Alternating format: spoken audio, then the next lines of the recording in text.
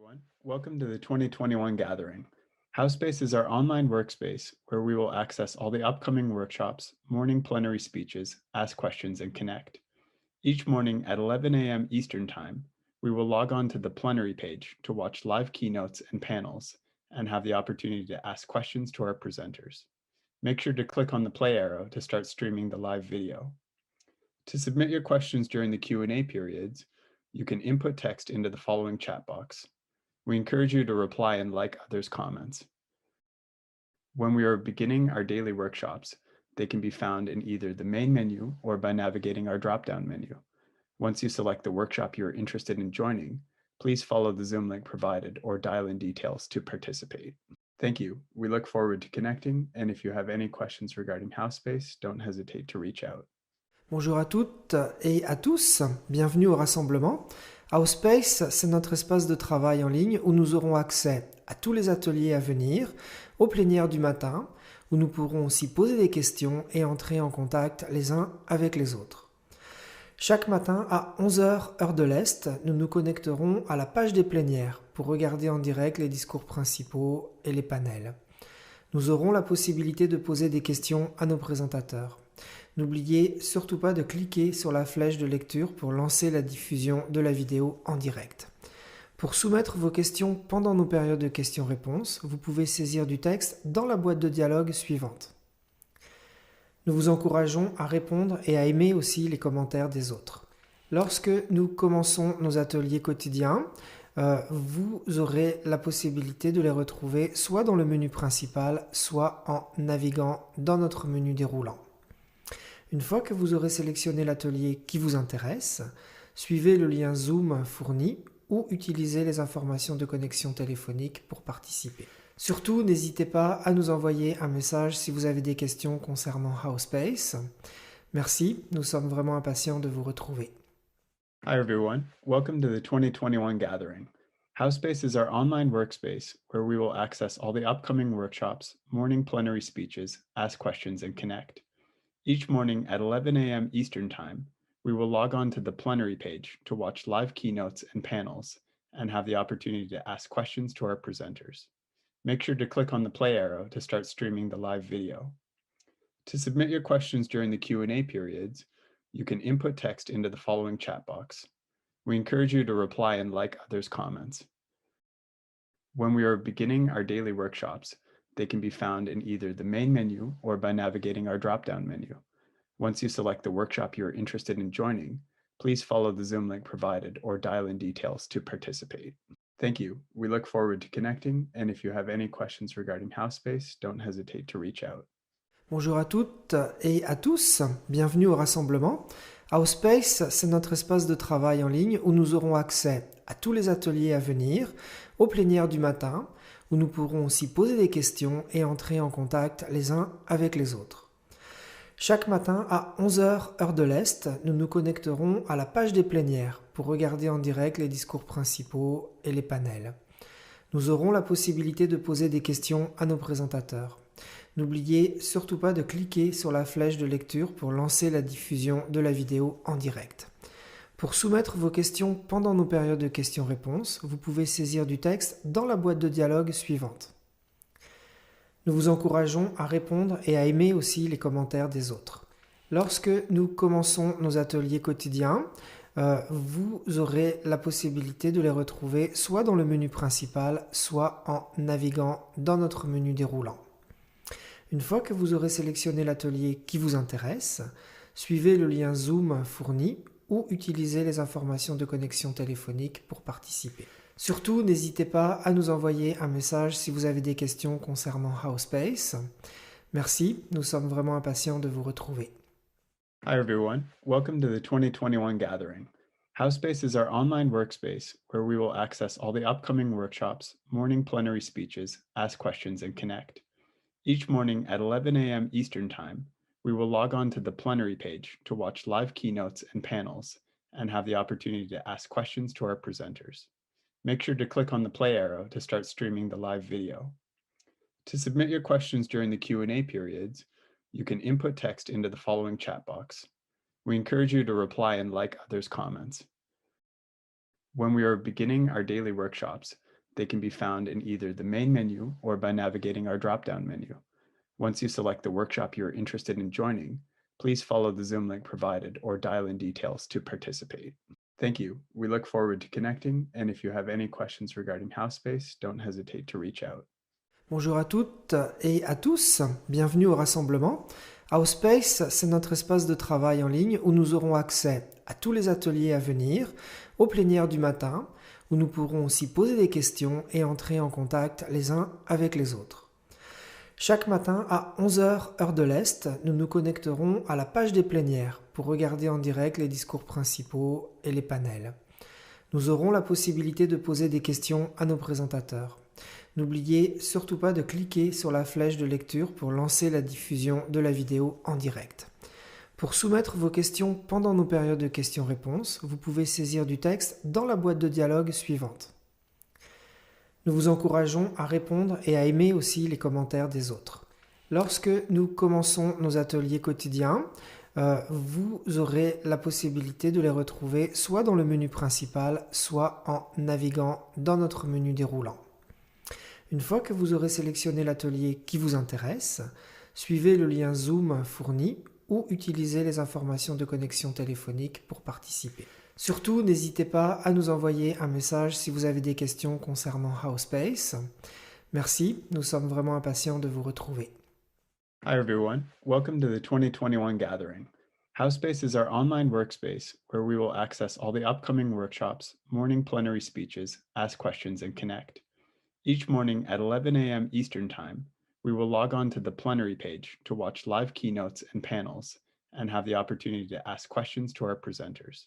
Make sure to click on the play arrow to start streaming the live video. To submit your questions during the Q&A periods, you can input text into the following chat box. We encourage you to reply and like others' comments. When we are beginning our daily workshops, they can be found in either the main menu or by navigating our drop-down menu. Once you select the workshop you're interested in joining, please follow the Zoom link provided or dial in details to participate. Thank you. We look forward to connecting, and if you have any questions regarding Housespace, don't hesitate to reach out. Bonjour à toutes et à tous, bienvenue au rassemblement. Housespace, c'est notre espace de travail en ligne où nous aurons accès à tous les ateliers à venir, aux plénières du matin, où nous pourrons aussi poser des questions et entrer en contact les uns avec les autres. Chaque matin à 11 h heure de l'Est, nous nous connecterons à la page des plénières pour regarder en direct les discours principaux et les panels. Nous aurons la possibilité de poser des questions à nos présentateurs. N'oubliez surtout pas de cliquer sur la flèche de lecture pour lancer la diffusion de la vidéo en direct. Pour soumettre vos questions pendant nos périodes de questions-réponses, vous pouvez saisir du texte dans la boîte de dialogue suivante. Nous vous encourageons à répondre et à aimer aussi les commentaires des autres. Lorsque nous commençons nos ateliers quotidiens, vous aurez la possibilité de les retrouver soit dans le menu principal, soit en naviguant dans notre menu déroulant. Une fois que vous aurez sélectionné l'atelier qui vous intéresse, suivez le lien Zoom fourni ou utilisez les informations de connexion téléphonique pour participer. Surtout, n'hésitez pas à nous envoyer un message si vous avez des questions concernant Housespace. Merci, nous sommes vraiment impatients de vous retrouver.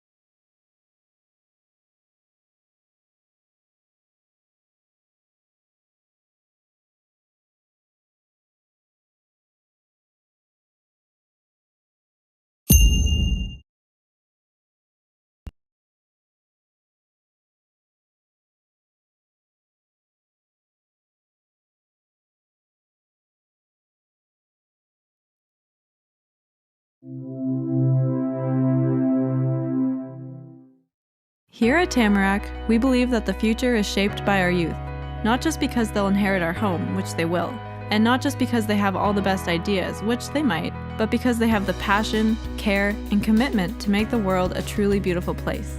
So then why aren't the voices of young people amplified more? Why are so many struggling to be heard? And why do so many face systemic barriers that keep them from achieving goals for our planet? Young people understand the importance of community change, and Tamarack understands the importance of supporting our youth through their journey to adulthood.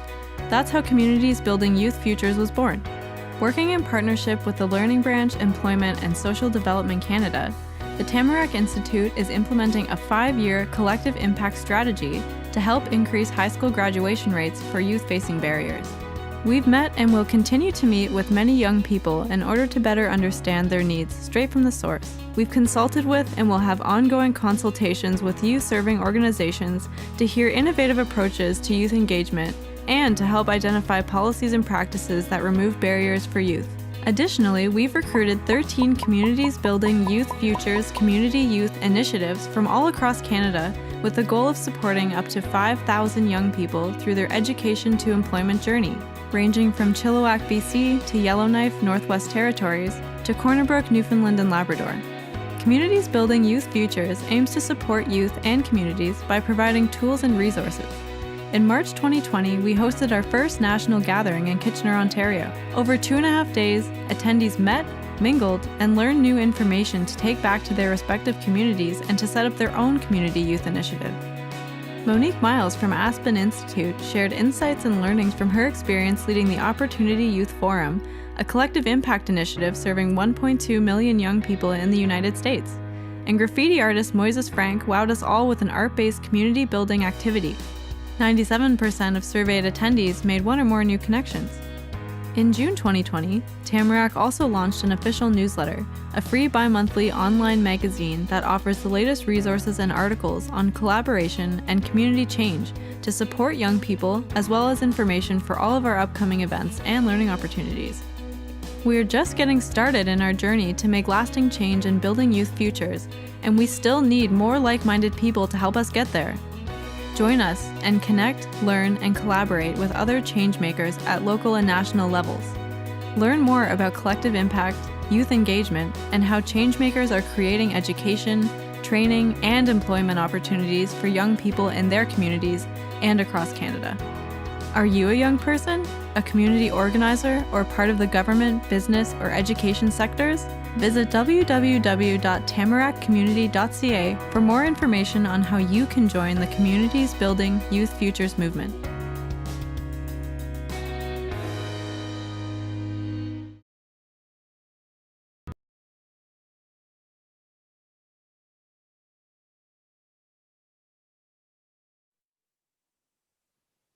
Hi, everyone.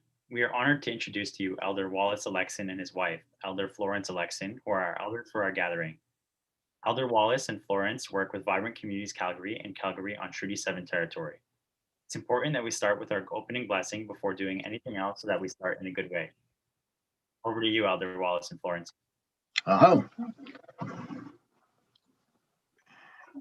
Each and every ceremony that we do, we start off with smudging. What smudging does, it clears the air, puts our minds in a good place, and gets us ready for the day. This is what we do each and every morning for our own personal home.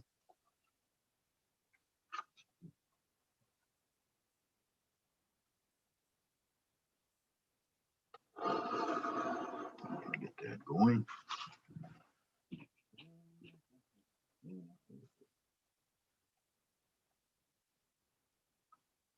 Yeah, that's good.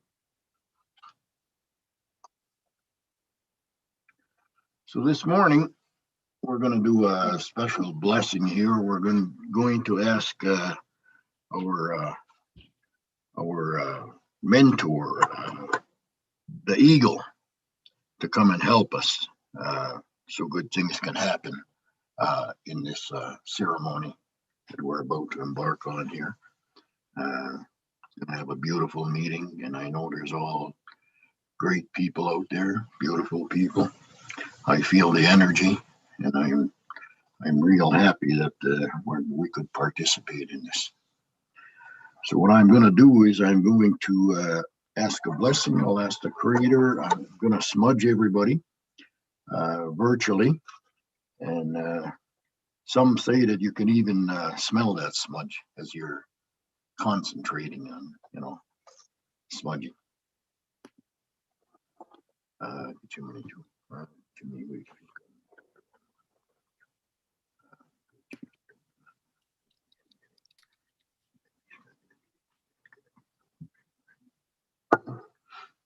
I'm using the Eagle fan today because we're gonna ask the Eagle Spirit to help us to our meetings and yeah. So I'm going to go ahead and I'm going to say the prayer, and then I'm going to say a prayer, sing a prayer song. When I'm done with the prayer, what I'm going to do is I'm going to ask Creator to come and sit with us today and bless us, look after us as we go through these good meetings that we're all on. Makes my heart sore that we have this going on at this time, in this time of crisis, and I'm going to ask them to sit down, help each and every one of us out. And as I do my song, it's a prayer song, blessing everybody. It's for lack of English words, I'm going to ask for the eagle to bless all of us, the eagle spirit. So when I'm singing that song, I want everybody to go within and recognize all the good things in life that you've known so far up to this point. Negatives we don't worry about; that takes care of itself. But we want to recognize all the good things, all your people, all your family members, friends, etc. Just reminisce and say the prayer.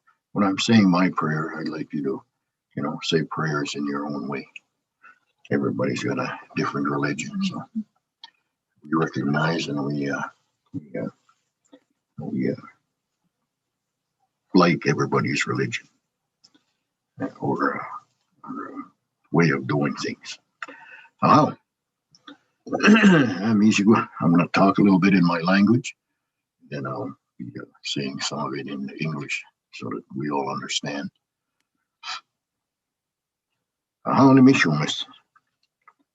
Ginanishka Gnagritu na Kanaki Gomishumis, which book of Bijayan Manago. I'm going on the Quichmin Ginimishumis. My name is Man of the Earth, and I'm going to ask Creator today to bless us, give us a good day to go forward with and enjoy what we're about to do and learn as much as we can from each other.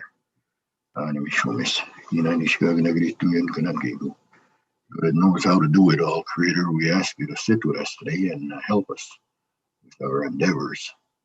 We got youth today in attendance, and this is our future, Mishumis. We want you to recognize that this is a beautiful thing that's happening here today. We can all get together and share knowledge as we go forward. You that knows how to do it all, Creator. We ask you to sit with us, look after us, help us, bless everybody, family, themselves, and all their relatives, right from the unborns right up to the Mushum Kukumananak. You and your helpers, we ask a blessing for you too, Creator. Kichimigwich, we ask you to look after us. I'm going to sing a prayer song and then we'll be ready to carry on. But he was a drum tape.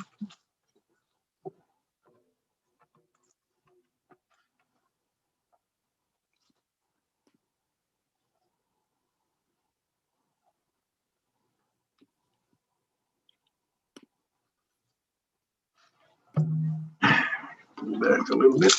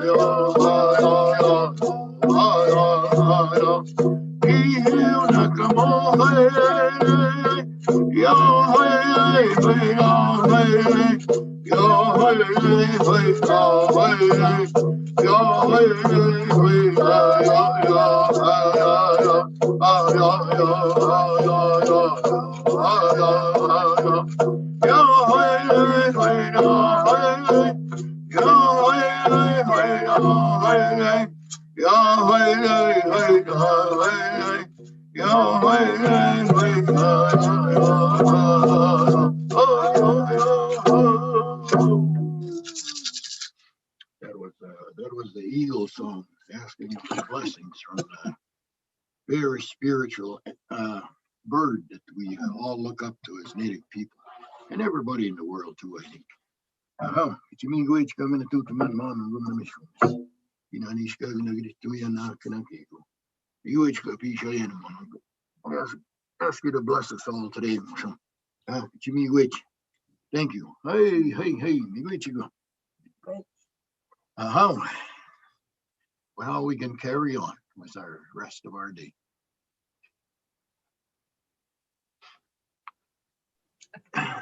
Thank you so much,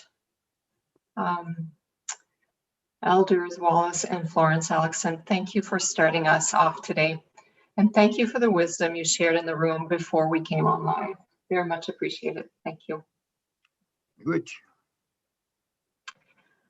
Well, everybody, welcome to day 2 of Communities Building Youth Futures Gathering.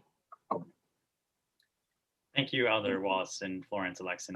This is very special and it touches very close to home. Thank you for that. My name is Brandon Montour and I am joining you all today from the Mohawk First Nation at Kahnawake, Quebec. I have a bachelor's in political science from Concordia University and I recently completed my first year at McGill Law. I am also the co-chair of the National Collaborative with co-CEO of Tamarack, Liz Weaver. Thank you all for joining us here on the last day of the National Gathering, and thank you all to all of you who made this event possible. And my name is Natalie Blanchette. I am joining you from Mi'kmaq, the unceded territory of the Mi'kmaq people. I have the privilege of working on the Communities Building Youth Futures team here at Tamarack, and in the team along with Trisha Islam, Kimber Kunimoto, and Delbert Williams. And right now, I'd like to take a moment to acknowledge everyone who has had a hand in organizing this event. There's so much happening in the background, even as we speak. So this has truly been a whole of the organization event, from the board members, from the co-CEOs, the Learning Center team, the Cities Reducing Poverty team, Cities Deepening Community team, and the new Climate Transitions team. So thank you everyone for your support to making these 2 days incredible. Also, thank you to our national collaborative members who are participating in and leading some of the workshops today, and to our funders, ESDC, who are also here at the event. And last but not least, a huge thanks to our Communities Building Youth Futures communities across Canada. Members from the communities are involved in the plenaries, they're involved in the workshops yesterday and today. But more importantly, they have been implementing this work since March 2020 during the pandemic. So thank you for making this work a reality and for building youth futures in your own communities. We'd like to know a little bit about who else is with us today. So we have 2 boxes in Housespace. There's one chat box, where we've told you that we want to grow and deepen our learning community. So in that box, take some time during the plenary session and afterwards as well to tell us who you are, where you're from, and what you want to know more about. As well, there's a box probably immediately under this screen that asks you, what was your aha moment or moments or inspiration from yesterday? So we would love for you to chat and tell us more about you and your thoughts in those 2 boxes. And I would briefly like to remind everyone why it's important that we're all here today. Together, we are all committed to realizing the goals that we set and the ideas that we develop through our interactions with one another. Our presence is an attestation to our passion for change and our commitment for a better future for our youth and communities. I would also like to invite you all to have a look at ASMA's graphic recording from yesterday if you have not already had the chance to do so. It beautifully captures the conversations that were had over the past few days, including those of yesterday from our keynote speaker, Melody Barnes, Minister Bardish Chagar, the panel that I had the privilege of being a part of on youth prosperity, and the youth voice in driving change, among others. And also, I'd like to highlight the registration for the 2021 CBYF gathering, which has been a tremendous success thus far. Altogether, we were joined by 139 members from 12 communities building youth futures and cities reducing poverty, 105 partners from youth serving organizations, 26 national collaborative members and partners, and more than 50 youth and counting. Looking to today, as you will have seen on Housespace, our theme is celebrating youth resilience and community. So right now, I'd like to tell you a little bit about some housekeeping, and after the housekeeping details, Brandon will share with us the agenda for the day. So we encourage everybody to follow the conversation on Twitter. There are the hashtags, #CBYF Gathering 2021 in English, and in French, hashtag CBAJ Rassemblement 2021. The online etiquette and using Housespace. So whenever possible, when you're in a workshop, use your webcam. It just helps to create a sense of connection from far away. A panelist chat box will be available during the panel discussions below your video screens to ask questions of panelists. And also use the participant chat boxes that we've just told you about to share where you're from and some of your ahas, and also what you want to know more about after this event. Dan and Jean-Marie are there to help answer questions that from in the chat box, but also if you have any technical issues, they are there to help. And their photos and their tabs are there, their information is there as well. At the top of your Housespace page, there are tabs for the different workshops. So click on those to link, to follow the links to the workshops that you're interested in. Okay, some ground rules for respectful participation on Housespace. We ask that you hold back judgment. Everybody's voice and perspective is equally valued. So allow space for people to speak and share what's on their minds. Respect the privacy of others and people's own comfort level in contributing. While we want everyone to participate, there is a zero tolerance for racist or discriminatory comments, ideas, or views. Please stay focused on topic. In our time together, we cannot cover everything. So remember, this is a journey that we're going to continue together. Build on the ideas of others. So during conversations, try to use yes and instead of but. And we would like us to make sure that we have one conversation at a time. We are more likely to build a great conversation if everyone's paying full attention to whoever is sharing and to what the thoughts are that they are sharing. Regarding breaks and reflections, if you'd like to digest your learning in different ways, visit the Take a Break page and explore some of our tips for doing 5-minute mindfulness, for energizing your homework workouts, and also for visualizing, drawing, or expressing what you're hearing. Take breaks, move around. If you're able, each time when we switch sessions or workshops, try to go from sitting to standing or vice versa, or find a new room to join from. All of that helps. Give yourself permission to take your own breaks. All sessions will be recorded and shared later. Brandon mentioned our graphic recording. So Asma Basalama is an artist and graphic recorder with experience working with NGOs and community development projects. She has been working as a graphic recorder for 5 years while pursuing a career in law, with dreams of combining visual facilitation and helping her community with legal issues. Asma will be graphic recording the whole plenary session today, and at the breaks, we'll be pointing out to you where you can find her work. Thank you, Natalie. Before I speak about the agenda for today, I'd just like to give a special shout out to the National Collaborative, whom I've had the privilege of collaborating with and working with over the past few months. As I mentioned, I co-CEO the National Collaborative I co-chair the National Collaborative with the co-CEO of Tamarack, Liz Weaver, and we are joined by a team of incredible people who I've had the chance of meeting and working with over the past few months, including those who may be in attendance today: Noah Eichlin-Klar from the Royal Bank of Canada, Ana Gonzalez-Guerrero, who you've met yesterday on the panel with me from the Youth Climate Lab, and she's also a member of our Tamarack board. Chad Lubelski from the McConnell Foundation, Narli DePilos from Side Door, who you've also had the chance to see yesterday performing a few of his pieces. We also joined by Krista from the Canadian Council for Youth Prosperity, Samantha Martin-Bird from the MasterCard Foundation, Kelly Campbell from Employment and Social Development Canada, who I will introduce very shortly, and Angela Simo-Brown from Opportunity for All Youth.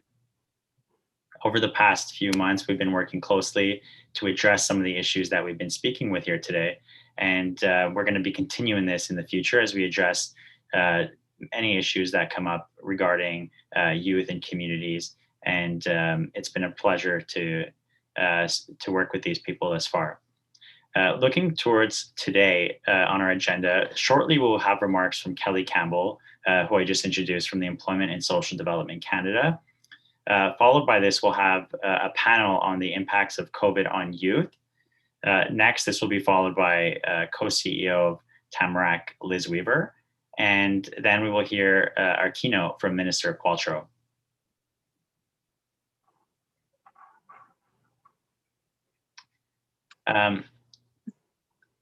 Brandon, I'm wondering, I know earlier I thanked the communities for their work during the pandemic, implementing this new initiative for Tamarack.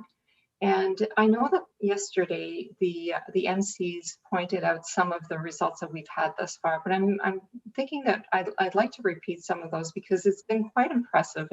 And today it's about celebrating the community's resilience and celebrating youth resilience. So I'd like to take that opportunity right now to maybe mention some of the impacts we're having so far. So all the communities have begun to engage youth at all levels of their work, and they've also started to put supports in place to keep youth engaged in education and employment pathways. Since the beginning of the CBYF initiative, there have been, some of the facts and figures from yesterday, but I'd like to reemphasize them. There have been 109 youth engaged on local leadership tables. And so the local leadership tables are made up of youth, of government education partners, of community organizations and private business. And so 109 youth have been engaged across our communities on the leadership table. 54 youth have been hired as backbone staff. And so that means that the group of people who are supporting the CBYF initiative at the local community level, 54 of them are youth. We've implemented 14 innovation projects in communities since June of 2020. And through those innovation projects, we've had 252 youth engaged in thinking about the innovation project, in developing what that will look like, and then in the implementation phase as well. So 252. And then each community has developed a common agenda and priorities, identify what's important for them in their community, and then they've reached out to other youth and to other members of the community to engage them in the priorities and what should be worked on first. And so since June 2020, over 3,000 youth have participated in engagement activities and in program and projects. So that's pretty significant, 3,000 youth. In terms of other partners involved, there are 413 multi-sector leaders that have participated in community site visits that would have happened last winter, a year ago. So in around February, March, where we had some site visits with our 13 communities. So 413 multi-stakeholder leaders participated in those. We also have 503 individual level partners involved in the CBYF initiatives at the local level. And since June 2020, we've had 522 new working groups, networks, and partnerships. So that, to me, speaks to the volume of work and the magnitude of engagement that has happened already in the 13 communities for the Communities Building Youth Futures initiative. So, and again, I want to express my thanks. It's been a difficult year with the pandemic, but with the supports and with, again, the resilience of youth and communities, we've been able to implement our CBYF initiative in the communities. So thank you again to everybody. Thank you, Natalie. And on the topic of engagement, I would just like to stress how thankful I am for the past few days and how interactive Housespace has been and how engaging many youth have been on that platform. I've had the privilege of speaking to many and meeting many of you, and I'd like to continue that not only as this day draws to a close, but beyond this, and make these meaningful connections that hopefully will last, and we can springboard ideas off of one another. And I'm looking forward to where these ideas will go and the issues that we can solve all together. So thank you, Natalie, for recapping that. And as mentioned, as we look towards our agenda for today, I'd just like to speak of Kelly as we introduce her. I've had the privilege of working with Kelly over the past few months on the National Collaborative. Kelly is the director of the Support for Student Learning program with the Learning branch at Employment and Social Development Canada. Since joining the branch in 2016, she's been responsible for developing programs and policies aimed at improving access to post-secondary education, including the implementation of the Communities Building Youth Future project. In addition to this project, she was responsible for making more projects focusing on educational attainment under the Youth Employment and Skills Strategy and the Support for Student Learning program, which covers the Government of Canada's relationship with both Inspire and Pathways to Education as well as the distribution of emergency funding in response to COVID-19. Prior to joining the Government of Canada, she worked in the nonprofit sector at both the local and national levels on public health, working to address the social determinants of health. That is a mouthful, and without further ado, I introduce you Kelly Campbell.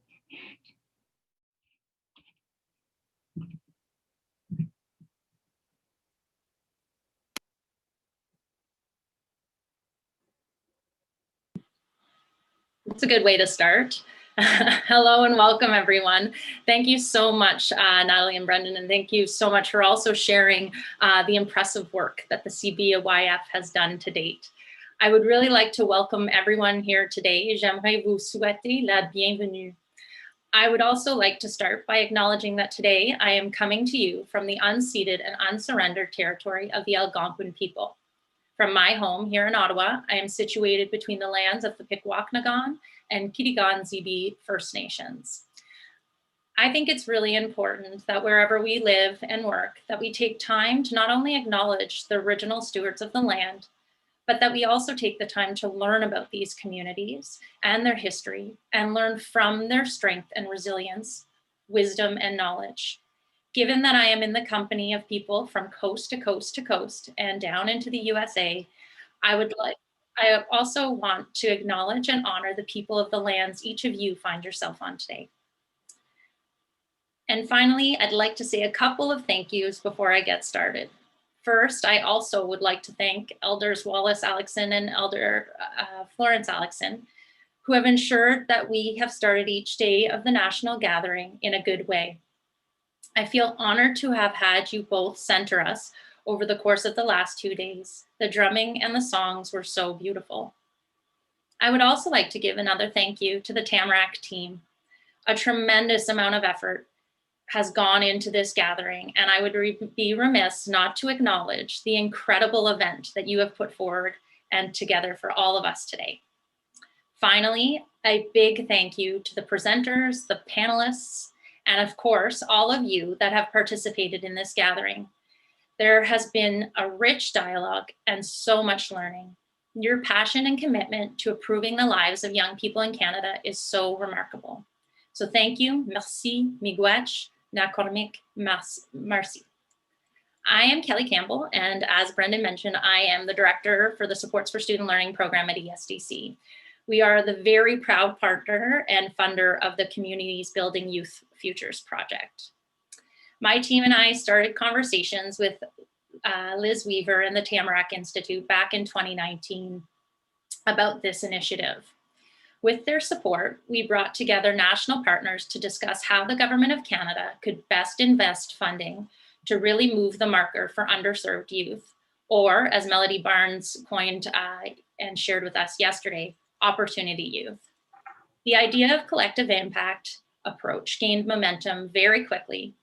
And with Tamarack, the Community Building Youth Futures project was born. We have seen firsthand through the CBYF, but also through other organizations that we work with, such as the Boys and Girls Clubs of Canada, Pathways to Education, and Inspire, the impact that providing underserved youth with financial and non-financial supports can have in improving high school graduation, increasing transitions to and persistence in post-secondary education, and ultimately better labor market outcomes. And we are so proud to be able to support this very important work. It's amazing to see how much this event has grown since the inaugural gathering last March, which was only days before the pandemic took hold in Canada. This has been an amazing first day. Yesterday, we heard from a great lineup of speakers. On behalf of the Government of Canada, you heard from both Minister Chagger and Assistant Deputy Minister Atik Rahman. They both shared with you the importance that the Government of Canada places on creating opportunities for youth that position them for a strong future. Later today, you will hear from Minister Qualtrough, the Minister of Employment, Workforce Development, and Disability Inclusion.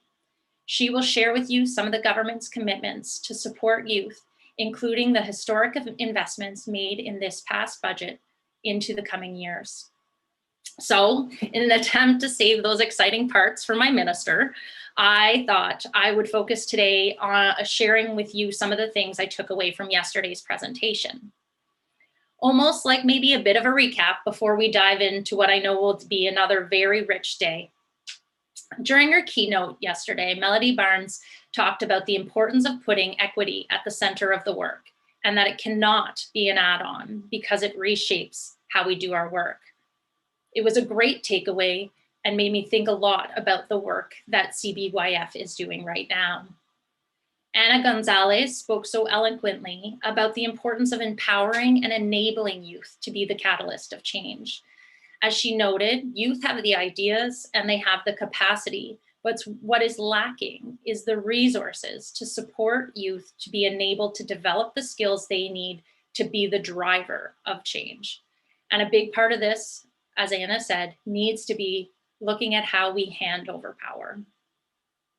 The theme of enabling youth to be the change makers continued throughout the day, including the CBYF partners in Grand Prairie, who spoke about how critical it is to shift from inviting youth to participate in an initiative to intentionally making youth an equal partner at the table.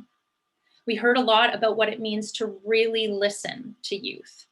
In a session hosted by the CBYF partners in Laval, we heard about the impact that has come from listening to youth and trusting them to take risks and innovate in their own community. ESDC acknowledges how important youth engagement is, and we will continue to learn from the valuable insights and experiences of youth, service providers, employers, and other stakeholders to ensure that our funding is targeting supports and services that are relevant to the needs of youth, both today and into the future. But I also know this is an area where we can do more. And I am so keen to continue discussions and learn from all of you on how we can make youth an equal partner in policy and program development. There have been a lot of important discussions yesterday around the impacts of the COVID-19 pandemic on youth. The last year has been anything but easy. Brock Carlton yesterday referred to it as a tidal wave, a very accurate description, I think, of what we've all been living through. And the impacts of this pandemic have hit youth hard.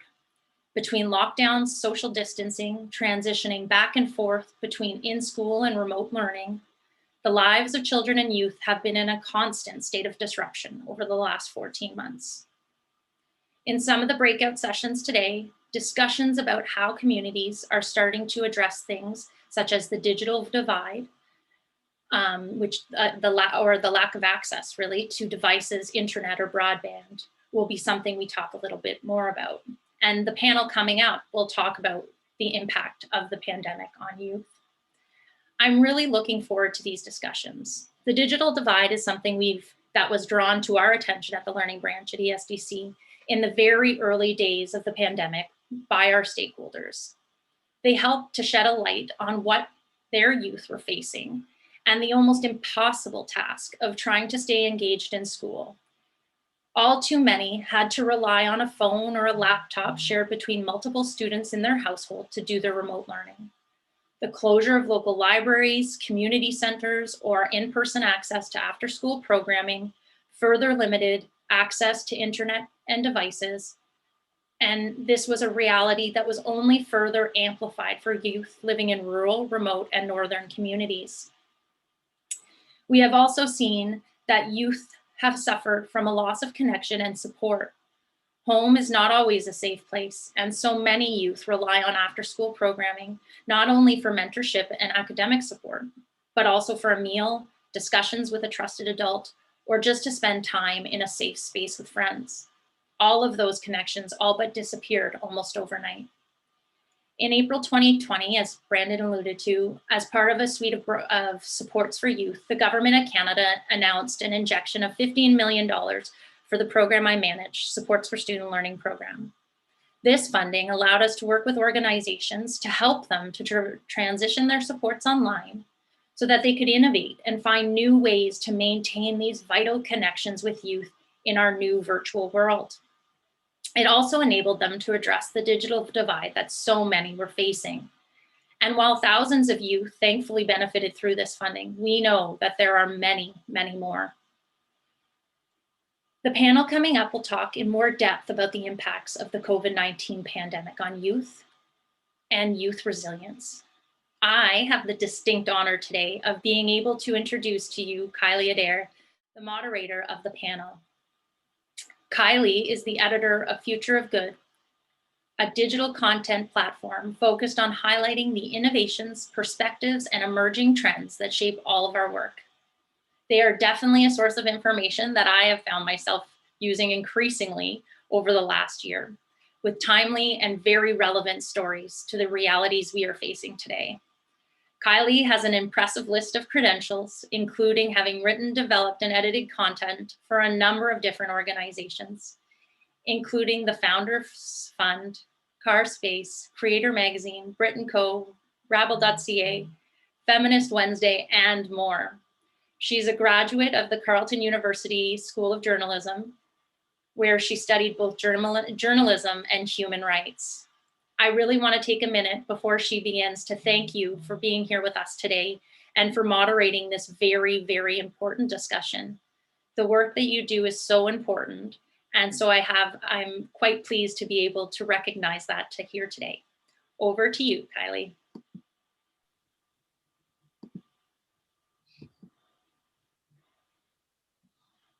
Thank you so much, Kelly, for those kind words and for setting up really this conversation with all of that context. I wanted to start today's conversation by acknowledging that I'm also joining from what I know as Ottawa, Ontario, but what is traditional and unceded territory of the Algonquin Anishinaabe people, and encourage, like Kelly, all of you watching from home to take a moment to reflect on the land that you're joining us from and whose land that is. So as Kelly mentioned, I edit Future of Good, which means that over the last year and a bit, our team has covered some of the pandemic's devastating and really disproportionate impacts on youth, from record high unemployment levels, as we all know, to plummeting mental health. We've also, though, seen really sort of stunning examples of resilience and innovation among young people, many of which we'll hear about today, so I won't list them now. But I was also reminded, actually in a prep call for this conversation last week by one of our panelists, Tanea, that youth resilience is often seen as a given and it's taken for granted. But in fact, it needs to be protected and it needs to be fostered, and it takes a sort of whole of society approach to do so, with youth at the forefront. So that's what I'm really hoping we can contribute to here today, and what I know that Tamarack Institute is already hard at work doing through the Communities Building Youth Futures movement. So I'm really looking forward to this conversation, and I will introduce to you now our 5 panelists.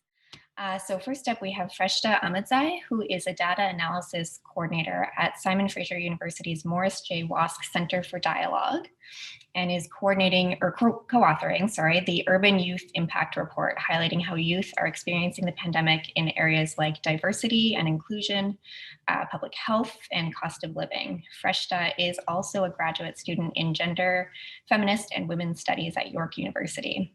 We also have Raj Dhaliwal, who is also a data analysis coordinator at the Center for Dialogue and another co-author on the Urban Youth Impact Report.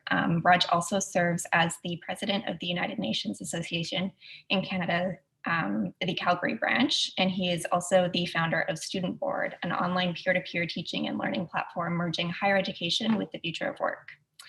We have Tatiana Raphael, who is an intern with the Communities Building Youth Futures Initiative. Tatiana has firsthand experience receiving a variety of support services in her life and is a third-year student at the University of Fraser Valley in criminology, psychology, and sociology.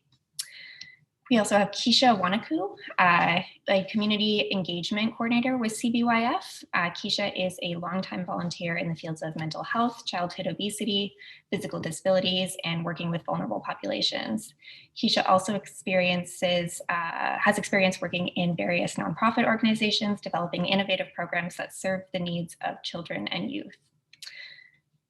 And finally, last but not least, we have Tanea Getson, who is the Youth Engagement Coordinator with CBYF Grand Prairie. Tanea is an artist, performer, advocate, and founder of Cavalcade Theatre Company, which focuses on giving platform to marginalized communities in the Grand Prairie and Peace region.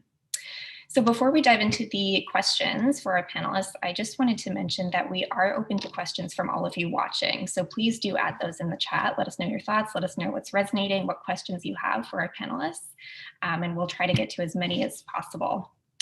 So first up, we just wanted to start with a question that is sort of introducing our panelists and getting a little bit personal, because a lot of this work people come to for a reason. It's sort of a calling, or there's a lot of passion behind it. So we wanted to start with a question that that dives into that. So our first question is, what is your story, and why do you do the work that you do? So maybe first we'll go to you, Tatiana. Hello. I am from Chilliwack, BC, and I am on the traditional land of the Stolo people. And I went through a lot when I was younger. I had a father who was incarcerated my entire childhood, and my mom had cancer for most of my life. And so I didn't have those kind of support systems at my home base in my family that a lot of youth have. And so amongst all that, I dealt with a lot of it alone without family. So I understood the importance of support systems, and I also understood the importance of the role of education that it can play. My teachers believed in me when I couldn't believe in myself, and service providers believed in me when I couldn't believe in myself. So that kind of lit a fire in me that your past does not dictate your future, and that regardless of it, you can find agency within yourself. And I found most of my meaning from my life by helping other people, because I could see the pain in the world as I saw it in myself, but I could also see the beauty in all of it and the importance of altruism and helping others. So now I'm working with CBYF, Communities Building Youth Futures, because I really believe that every youth, regardless of where they come from and regardless of their background, deserves equal access to opportunities. Thanks Yeah. for sharing, Tatiana. Yeah, that's really powerful. Thank you for sharing that. Tanea, we'll go to you next. Hello, my name is Tanea, and I am the Youth Engagement Coordinator with CBYF Grand Prairie, traditional territory of Treaty 8. I have been working with youth in Grand Prairie for the last 10 years, and I think that it's just been really interesting to watch that population grow in terms of how they look at the world and how they're critically thinking about things. I've taught them in a theater capacity, which is really, really fundamental for me. Like, I really truly believe that the arts are fundamental to figuring out who you are as a person and to really form those bits of identity. And so what has happened is I've watched their voices grow and how they're looking at the world grow. I graduated only 10 years ago, so it's not like I'm so far out of the system that I'm completely disengaged, but to see how far we as a society have shifted in that decade is absolutely bonkers to me. And I think that looking at our youth population and seeing what changes they're making is how we continue to grow as a society. And so for me, working with those youth and seeing them grow, that's like everything to me. Being able to bring their voices to the forefront so we can continue to make steps towards like progression and inclusivity for everybody is where I draw all my passion. And to be honest, I could talk about it for hours on end, but I know that we don't have hours on end. So I'm going to let it stand there in that our youth are really powerful and strong, and they're very passionate about change. And I love that so very much. Thanks, Tanea, and there will certainly be more time to share more about that. So thank you. Raj, we'll go to you next. What's your sort of mission statement? Why do you do the work you do? Thank you, Kelly. I'm calling in from Calgary, traditional territories of Treaty 7. I think we're in this time frame right now where we need to realize the capabilities, the creativity, the passion and leadership skills that youth have, especially when we're trying to begin recovery from this pandemic. My background is in urban studies as well as sustainable development. My sustainable development degree is a global degree, studying alongside youth and individuals around the world. And one thing that I realize is cooperation and collaboration is one of the key aspects to addressing long occurring issues in our cities, in the systems that shape our cities. If we look at the last 10, 15 years, whether it's digital innovation or non-digital innovation, or whether we're looking at some of the greatest movements, climate change, racial equality, gender equality, youth have been inventors, leaders, as well as activists. And I think cities need to start realizing their potential. And that's basically the work, everything I do, that's kind of my passion and my drive, is to build that connection between leaders in cities as well as and youth. Thanks, Raj. I saw a lot of nodding along from the rest of our panelists, so I think you're shared in that sentiment. Keisha, we'll go to you next. Good morning, everyone. I'm calling from Sudbury, Ontario. I am in the Robinson-Huron territory, and the land on which I gather is the traditional territory of the Atikameksheng and Anishinaabe. So my story is I've traveled quite a bit. I was born and somewhat raised in Toronto, and when I was 12, my mom said, I want to teach you your ethnic culture, and what better way to do so than move there? So at the age of 12, I moved to Sri Lanka, and during my time there, I got to witness the rural areas as well. And I remember thinking to myself, growing up with certain privileges, that Canada doesn't have poverty. And I had the opportunity to volunteer alongside a political leader in these rural areas. And I remember walking for miles to talk to community members because, transportation couldn't access these certain areas. And I remember going to mental health hospitals and thinking, it kind of looks like a prison cell. And then I moved back to Canada, and I moved to Sudbury to pursue my undergraduate degree. And as many privileges as we have living here, I realize it's not that different. We still have stigma around mental health. There are rural areas within Canada. There is poverty, there is discrimination, and it was a big culture shock for me. Living in the different cities, I really got to witness the importance of community work. As a youth myself, I think it's important to advocate for our needs and our rights. We become the next wave of employers, healthcare professionals, government officials, and it's important to engage us now during the development stage. Who better to advocate for their needs than those that are experiencing these barriers themselves?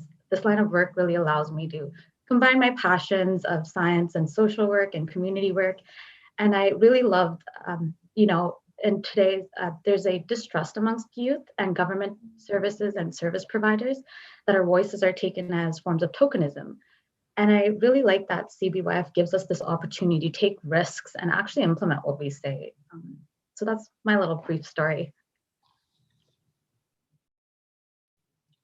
Thanks, Keisha. So many things I wrote down that I want to come back to, so we'll keep talking. And Freshta, last but not least, what is your story?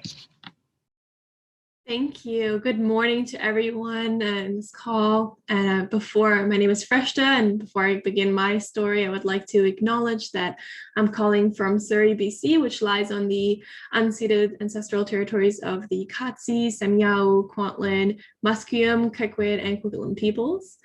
And for me personally, my story begins that, I'm a young researcher, and my goal is to empower youth and women of color in particular. And I want to trust in a more welcoming and inclusive, kinder tomorrow. And I think that is why I'm grateful to be on this call here today and work with Pivot in the way that I did for the past few months. And I can do what I do because of the incredible work and effort that my mother put into me and her journey as a woman of color and immigrant.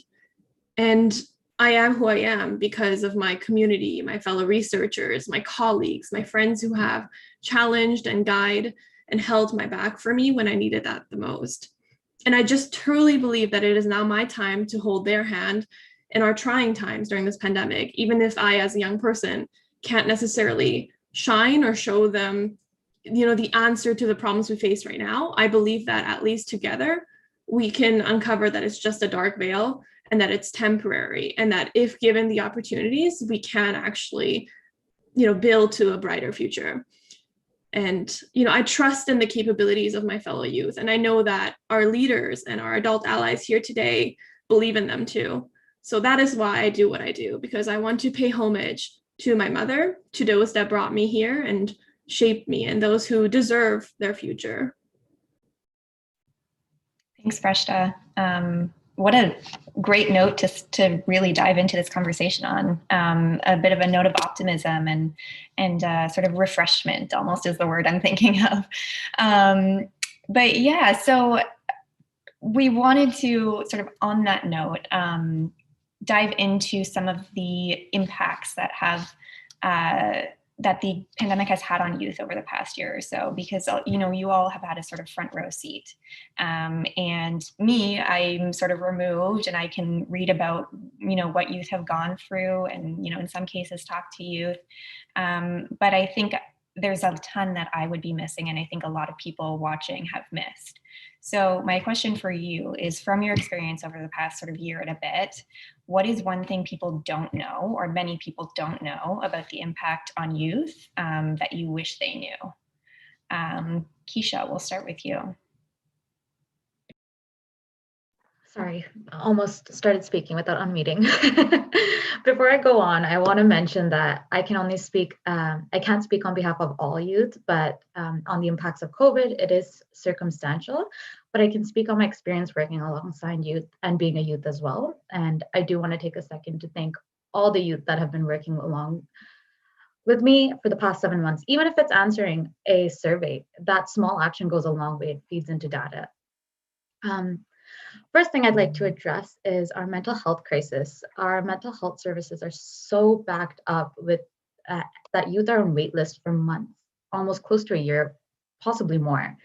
And that's not saying that our mental health organizations are not doing a great job, but to address that, there's always areas for improvement. Something I've heard from our community is that youth are putting themselves in a state of crisis to get the help they need.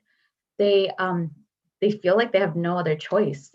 Mental health services such as psychiatry or counseling that don't require long wait times are expensive. We don't have tertiary mental health services here, and to receive those, you need to be sent to Toronto. That takes into account, are you privileged enough to receive these services? Do you have the financial means? Going out of town means transportation costs, living expenses, a whole bunch of other stuff. To add to that too, on average, it takes approximately 2 years after graduating university to get a job in the field of study. This means accumulating student debt. Housing markets are ridiculous. These are all factors that affect youth in their day-to-day lives. They feed into these mental health issues. I personally think it's important to highlight that we need preventative solutions beyond the impact of COVID to assist with the barriers that youth are facing. I also wanted to mention that it's important to create meaningful youth engagement. Youth engagement seems like a new strategy that's being implemented. And I think every organization needs to implement it in some way within their organization to create that systemic change. Something I've noticed with other youth, as well as myself, is imposter syndrome. In a workplace setting, when you're asked for youth to share their voices, they're like, you want to know my opinion? Why? Like, not that they don't have great ideas, it's surprising. And that's not a good way to be in society as a youth. Yet again, these all feed back into anxiety issues, mental health issues. And what I'm trying to do is highlight that all these issues are connected. And one final thing, when we say that I just wanted to address is when we say meet youth where they're at, that doesn't only mean their physical location, but includes how we communicate with them. Like mentioned in one of the workshops yesterday, they said, that means being okay when a youth throws the F-bomb. And that's true, right? Creating that environment, it's about them. That, we dress a certain way. We don't dress like we come from a power, some sort of hierarchical power. Sorry, I don't know if I pronounced that correctly. But yeah, I could go on for hours, but that's kind of like my little brief story on all that. Yeah, thank you, Keisha. Freshta, I saw you nodding along. Is there anything you wanted to add, or what have you seen that you hope people will know more about after this? Yeah, just Keisha, thank you so much, Keisha, for bringing that up. I think it's so important in the times that we live, especially when we're online and already our communications have been halved.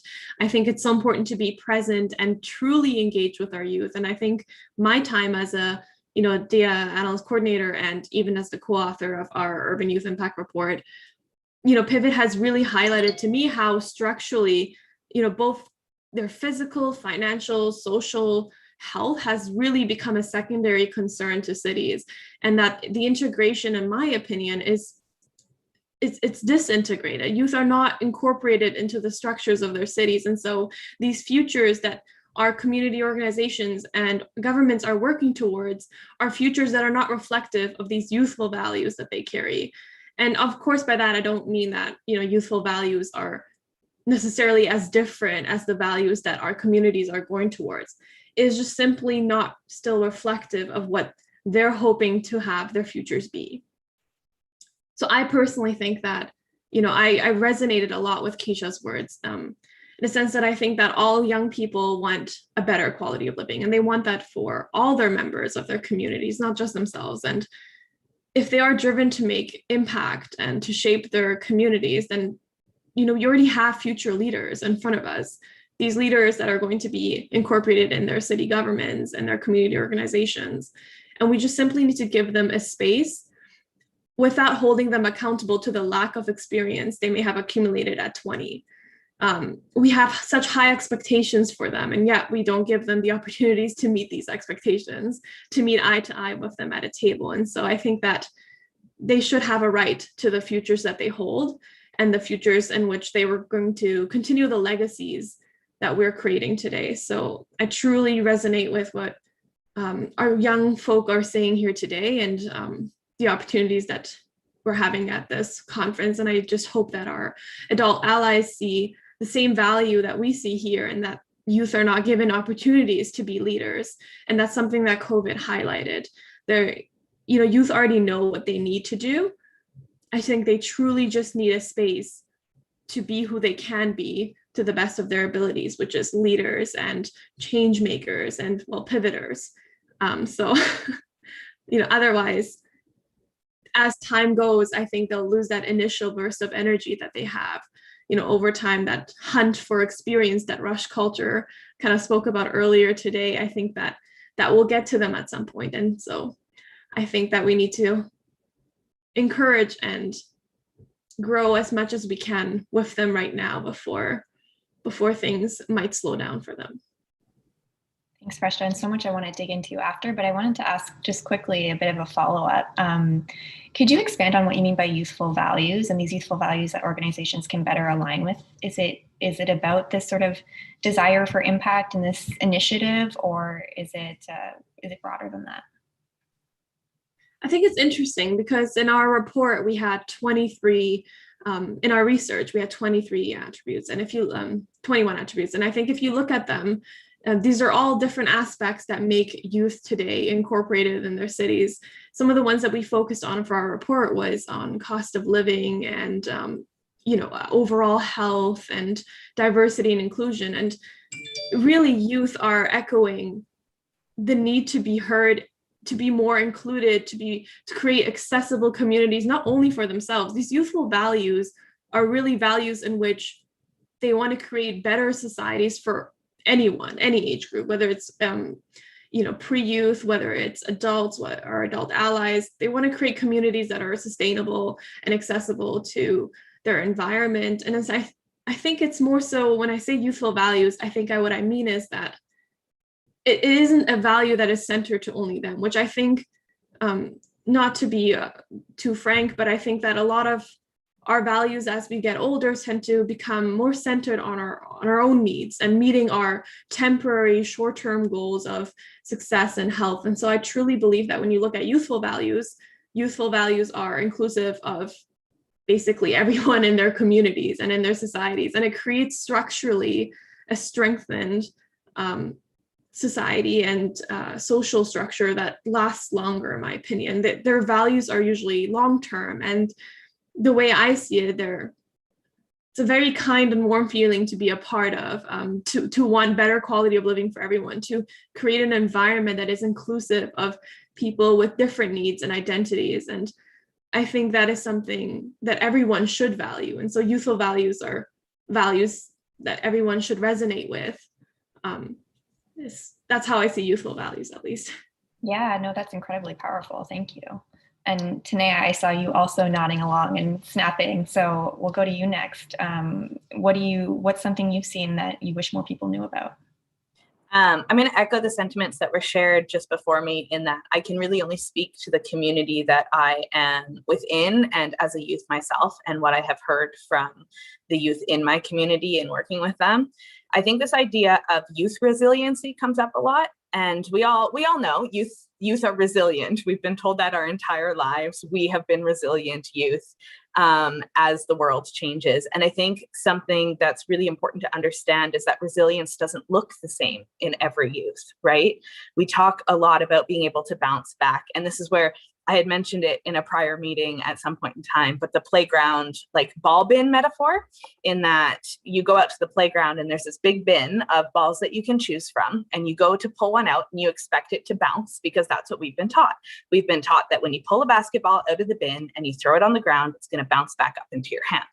But what happens is eventually the balls start to lose air. They don't bounce as high. And so those balls fall to the bottom of the bin because they're not getting fed as much. They're not getting lifted as much. They're not getting that practice that the other ones are. And so then everyone goes and they grab for the top ones, but we have all of those basketballs sitting at the bottom of the bin that aren't getting the attention, until one day we go to pull one out and we expect it to bounce, and it just sits on the ground because it doesn't have the air that the rest of them had. Our youth are really similar. Some of them are not getting the structural supports that they need. Some of them don't have access to mental health resources. Some of them don't have access to safe home spaces. And we're really, really seeing that amplified in 2020. It's not that it didn't exist before. We are kind of kidding ourselves if we think that the pandemic is the only thing that has caused this to happen. This has been an issue. This is why we look to make systemic change, is because this is something that has been failing our youth for quite some time. Only now we're in a state of emergency, and so we're seeing it amplified. We're seeing that more youth are falling through the cracks of 2020 because a lot of them don't have access to tech supports. How are you supposed to access your school if you can't access your tech support when you can't go in person? Some of them don't have access to hot lunches that are provided for families who need them then. Some of them don't have access to their mentors that give them a safe space at school that they might not have at home. And so you've taken away even more resourcing from them in 2020, 2021, because we've had to, in terms of this state of emergency. And so I think that, again, I'm going to echo, we don't have a lot of servicing. And it's not that those people aren't doing their jobs. It's not that the services don't exist, but they aren't getting to all of our youth on an equal basis. They aren't getting spread across in a way that is manageable for youth who don't have the privilege of accessing it at their fingertips. And so it's looking at that and trying to figure out how you mitigate that. How do you make systemic change in order to allow every single youth an equitable access to that? Because some youth do need it more than others, but it should be available to all of them. So that way they all have that chance to bounce back when they need to bounce back from things. And so we're sitting in 2020, 2021, and even as adults kind of out and working, I mean, I use adults loosely because I'm an adult, but I'm also a youth. So it's like really weird. But most of us are feeling the effects of burnout in this last like year and a half. Most of us are probably experiencing that for the first time in the level that we're doing it. And we're not the only ones. We're not the only ones. We're out and working, but our youth are also experiencing burnout for the first time. And they've had less experience in the fields to know what to do with that. So yeah, it's a very passionate plea that not all youth have access to the same services, and we cannot expect all youth to bounce back the same way because they don't all have the same structural supports. Thanks, Tanea. And I love that reminder about burnout too, that it's not just people, well into their careers. It can be experienced by anyone, and it can be compounded by this sort of lack of experience dealing with it. Yeah, Tatiana, what have you seen that you wish people knew about? Yeah, as Tanea was speaking, I almost everything she said made so much sense and it rang so true for me. And I also want to echo that I also cannot speak on behalf of all youth, but I can speak to my experiences as I know it and as I've seen it for myself. For me, something that sticks out that Tania said was that these problems aren't new. These problems have been here for so long, but now they're being polarized because they're that much more magnified because of the isolation of it. Like your quality of your home life becomes that much stronger and that much more of an impact, where before maybe school is your safe place to go. I mean, the rates of domestic violence have increased. The rates of mental health, mental wellness and everything like that have also increased. And as there is more awareness about it, it's because it's getting to a point where we really need those supports. And things like those inequalities that were already there are that much stronger because there's that isolated piece to it. Let's say you go to school, let's say you're at home and people are fighting all the time. Well, where can you go? It's COVID. You can't go anywhere. Where can youth go that's a safe place? And if they can't go to school or they can't go out of their house during COVID, where are they going to go? The importance of safe spaces for youth, whether that be online during this COVID time or whether that be a physical place, or just important people in their life that are safe, secure adults. I think that is so very important. And I think that there's also been a transitioning of social norms that have been polarized during this time. Youth, young adults, they're staying at home longer because they can't afford to live on their own. They're working 2 to 3 jobs and they're going to university and they're still living with their parents. And adulthood is shifting as it looks now, because now it's not you graduate from high school, you marry your high school sweetheart, and then you have your white picket fence and you have 2 to 3 kids. No. People are delaying having children because they can't afford it. People are delaying moving out because they can't afford it. Independence is changing. More people are piling up in the same house because they can't afford to live alone. These things have been problems for a while, but because of COVID, that inequality and that lack of access is becoming polarized and magnified. And now we're at a time where we're realizing that we can't do it alone. And that it's not just one organization. We can't point our fingers because really it's all of us, right? We all need to work together in this intersectional world that we live in, where we connect with so many different social, economic, environmental spheres, and try and come up with a cohesive, inclusive sense of equality where you come from shouldn't dictate your health or your education or your opportunity, because a person's worth is not based off their health. A person's worth, that's a completely different thing. But I feel like in this capitalistic society that we live in, may it be good or bad, that's a lot of where we place people's importance on, is how much money they have. Thanks, Tatiana. And this question of timeline and transition and identity is so interesting, and I hope we can come back to that later. But Raj, what are you seeing? Thank you. Everything that all my fellow panelists out has shown up in the research that Freshta and I did with the Pivot project. Could talk about overall health first. Overall health across Canada for youth has declined by over 30%, and in some cities it's more. But like all the panelists have said here, there are issues in the public health services that have existed prior to the pandemic. So we're talking about specialists, the access to specialists. So that's, for example, mental health services. What we saw through the data was, because things like campuses are closed now, youth don't have that same access to those specialists and even just to their physicians, because campuses are closed and that was where they were accessing those services.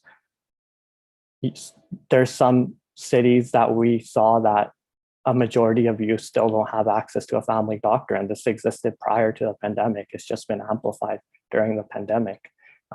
We interviewed youth in Canada that have said they've been waiting for a doctor for several years for a family doctor, and they still don't have access to one. On the other side, of course, we saw the impact to employment. So part-time and full-time jobs declined for youth, unemployment and temporary work increased. Reflecting back on the current situation in 2020, there was the CESB, so the emergency student benefit that the federal government provided. We're in a second and third wave again now across Canada, and those services aren't there right now. So we're in the situation that we need to act fast, or there's going to be more youth falling through the cracks this year than last year. And then I should end off on saying, through the research we did, racial inequality, gender inequality, youth with a physical or mental disability, it's harder for them to access, whether that's health services or employment. So those are still existent in our society that we need to address, and these things have existed prior to the pandemic. So moving forward, it's not just about bouncing back, but it's about actually making those changes and addressing those issues that have occurred in our systems for a long time prior to the pandemic. Thanks, Raj. Those stats are staggering. A 30% decline in overall health. Wow. And appreciate that sort of call to action on intersectionality as well. And so on that note, sort of on the flip side of the previous question, I want to know about what are some of the particularly inspiring youth-led solutions that you've observed over the past year or so, or examples of youth resilience, and what can others who work with youth learn from this kind of approach? Maybe Freshta, we'll start with you. Thank you so much. When we talk about youth-led solutions or projects, I have to bring up Pivot because it was entirely youth-led, and I think working with Pivot has been a privilege in the sense that both as a coordinator and as the co-author of a report, I had the honor to hear voices over 20,000 minutes of interview data, and collect and engage with survey responses, 3,000 survey responses from across Canada. And I think it's a complete privilege because our team truly allowed our youth, like myself, to lead and consult with our partners like CUI and SFU, and placing the success of the project directly into their hands. I remember speaking to our co-op students every morning remotely and hearing how grateful they are to be in a project that truly feels youthful, truly feels impactful. One student mentioned that they know friends that their internships are usually something unrelated to their field, disconnected from society, something they do to gather this experience into this bag of knowledge that they don't know what to do with. And now they have this experience and these skills that are directly connected to these values that they foster at home, that they foster in their communities. And so I remain grateful to projects like Pivot because we highlight, collect, and conduct this research that translates youth voices into these key change-making points for adult allies in our communities. We tell them directly that, for example, youth ranking cost of living at like a 3 or 4 out of 10 in performance of their city, saying their city is barely performing in an adequate state. And then to then compare to the importance of the cost of living in their lives, it usually hits a 9 or 8 out of 10. And so you see that gap, that discrepancy, and it's something that is reflective, it's youthful, right? Because it comes directly from these interviews and these surveys. And, to add to what Raj was saying, the family doctor situation is something that shocked me. We had a youth from Montreal say they were waiting 920 days for a family doctor on wait lists. And this is before the pandemic, and it's just worsened over the pandemic when you don't have access to to that kind of, I guess, to that kind of medical service. And so to me, when I think of youth-led solutions, I do think of Pivot, and I just hope that we see more of Pivot. I was grateful to Pivot because of the fact that I'm a young person whose experience was rooted in volunteering. I led, youth groups as a volunteer, but I never had done that in a paid position. And I really grew as a woman in leadership because of the women in my life and at Pivot, and because of the many leaders at Pivot. And again, I just want to also echo the rest of our group that I am only one youth of many, but from the many voices I've collected across Pivot, from the interview data, from the survey responses, I truly think that projects like Pivot and community organizations, these change makers lie in these organizations and these projects where there's this, I guess, bountiful amount of energy, where there are youth that are waiting to make a difference, to work in places that hear their voices and that really highlight their need for their change and their values that they carry with them. And I keep bringing up youthful values. It's because I really love that word, because I'd never seen values. I don't think it separates us from the rest of society by calling it a youthful value. Whenever I read the interviews, it's so interesting to see how youth centered not themselves, but all of their community, every single one of their members, their families, their friends, into these values they were practicing. They didn't want accessible cost of living only for themselves. They wanted it for these community members that are older, that are younger, that don't have the right to plan their future yet, because they're too young, because they're too inexperienced. And you have these youth that are being heard, and they wanted to take advantage of that 30-minute interview to make sure that as many people as can be heard and recognized. And I think that's powerful in itself. Yeah, so powerful. Thank you, Freshta. And Keisha, you spoke earlier about imposter syndrome among youth and this feeling that their voices aren't valued. What have you seen sort of on the flip side of that, where what can happen when youth are in leadership of these solutions and projects? So I'd love to highlight this one project that's been going on. It was an internship project that was brought upon the funding from CBYF initiative.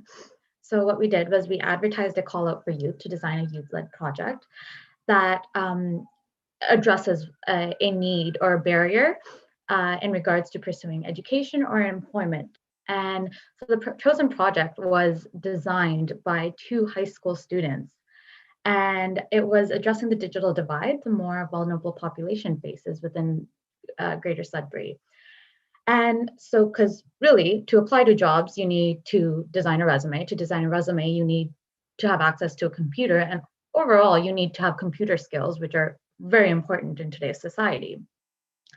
So the interns conducted community-based research on through surveys, through focus groups, to understand the tech needs, how to make a space comforting for youth to come in and access these technologies, and what skills they wanted to develop.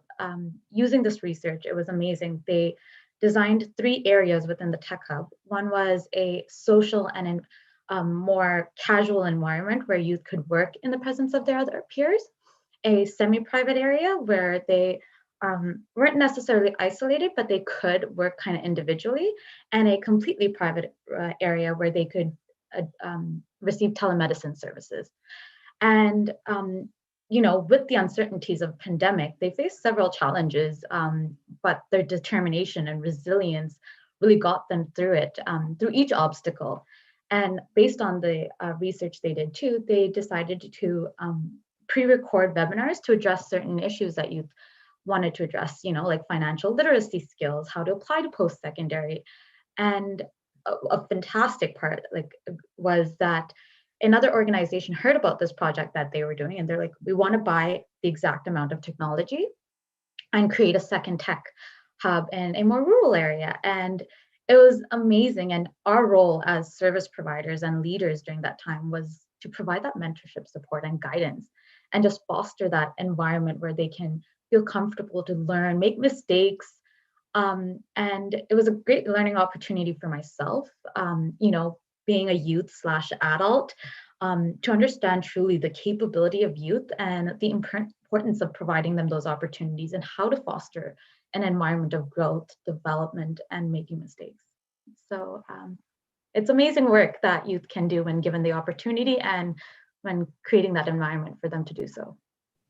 Yeah, thanks, Keisha. What an incredible example of scaling something that was created by the people who are the target audience. That's wonderful. Thank you.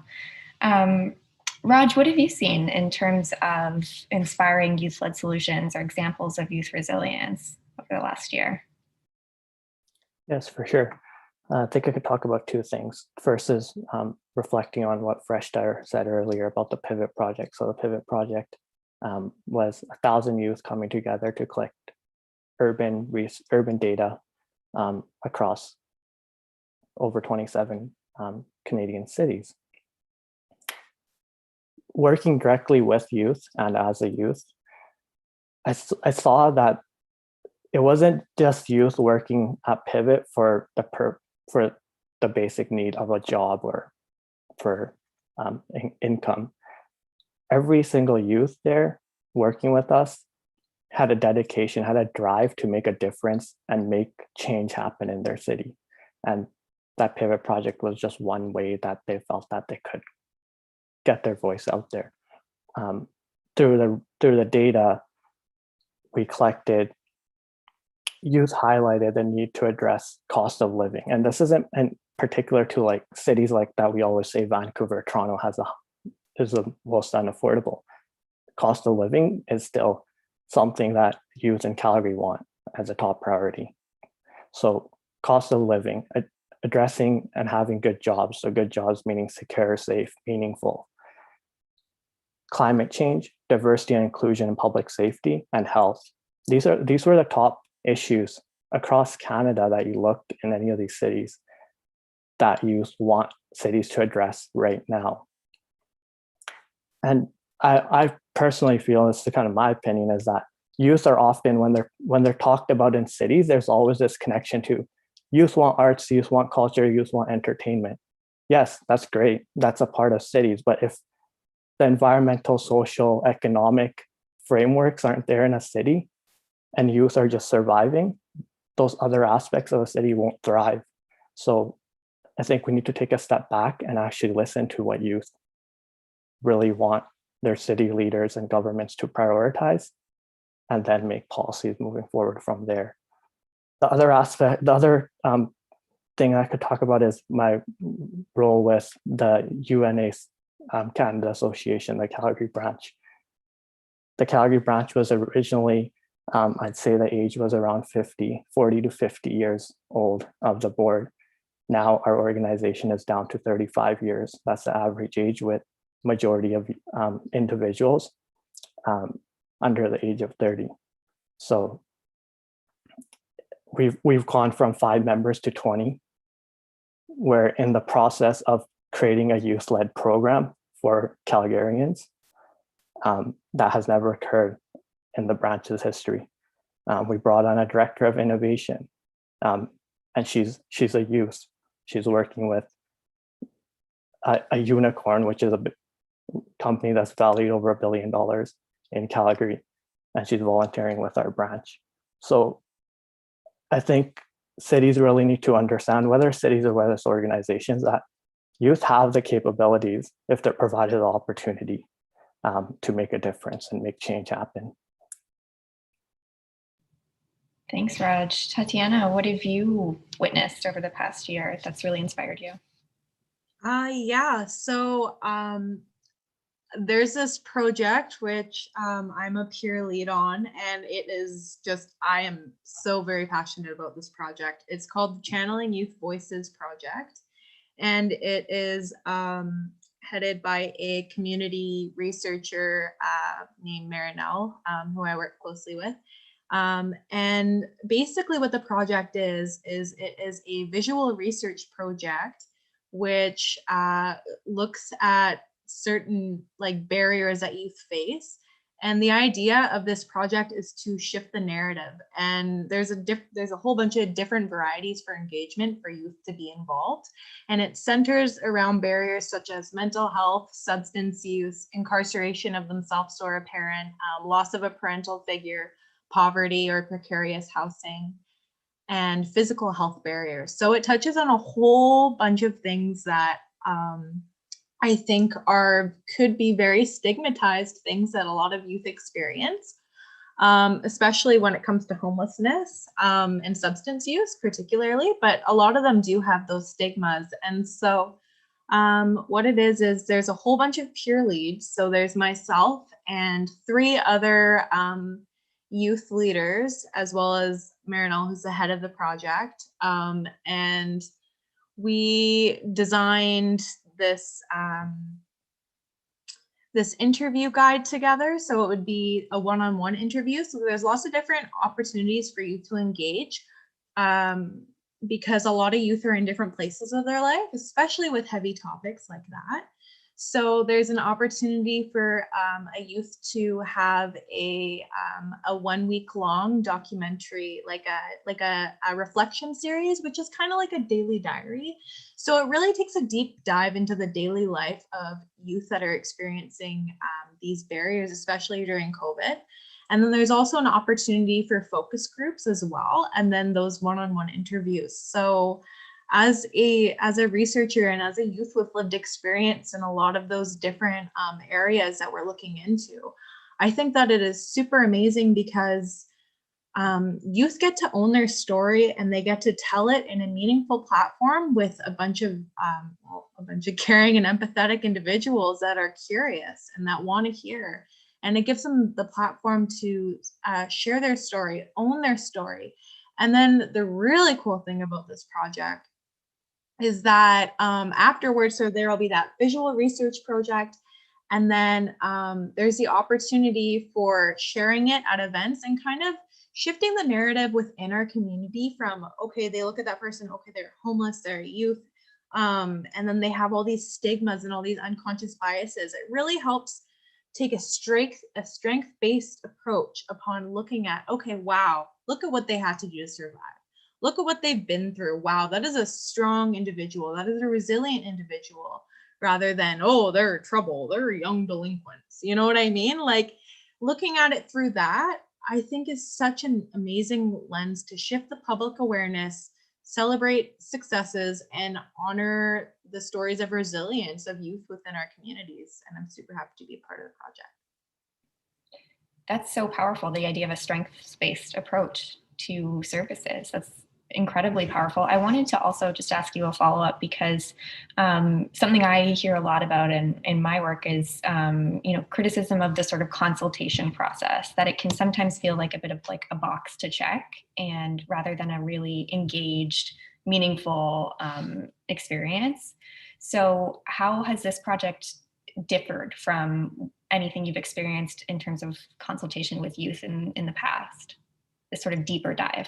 Yeah, so what I would say is that this project it has youth with lived experience helping to create the questions, and it has the opportunity to have so many different levels of engagement, and their confidentiality and their comfort level is at the utmost of importance to us. And it's more so like, it's not really about a box to check, because it's more so about the curiosity of wanting to understand and wanting to know more about, what they face, rather than, oh, we're going to write about this because we want to just have that checkbox sort of look.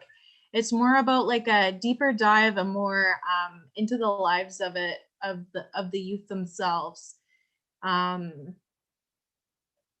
Yeah, I wasn't prepared for that question. No worries. It was spontaneous.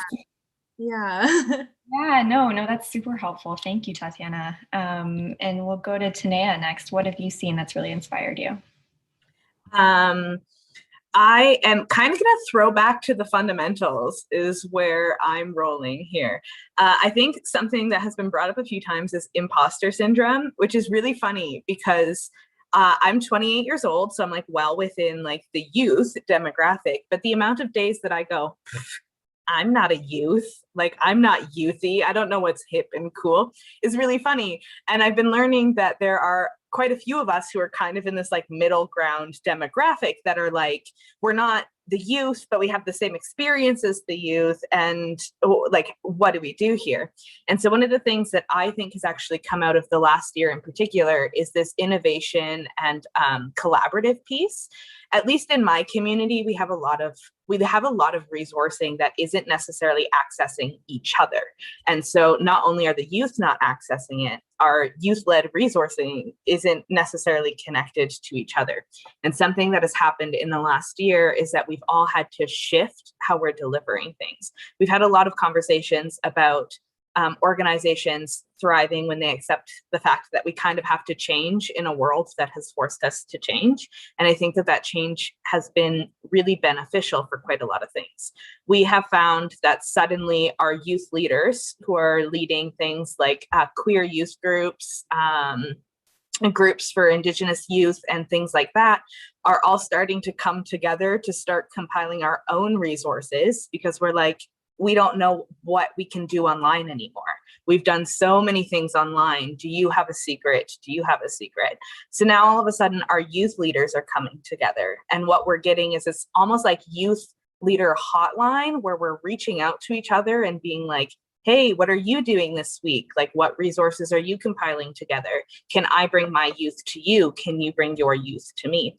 And so now we're accessing resources from the youth that we're working with as well as each other.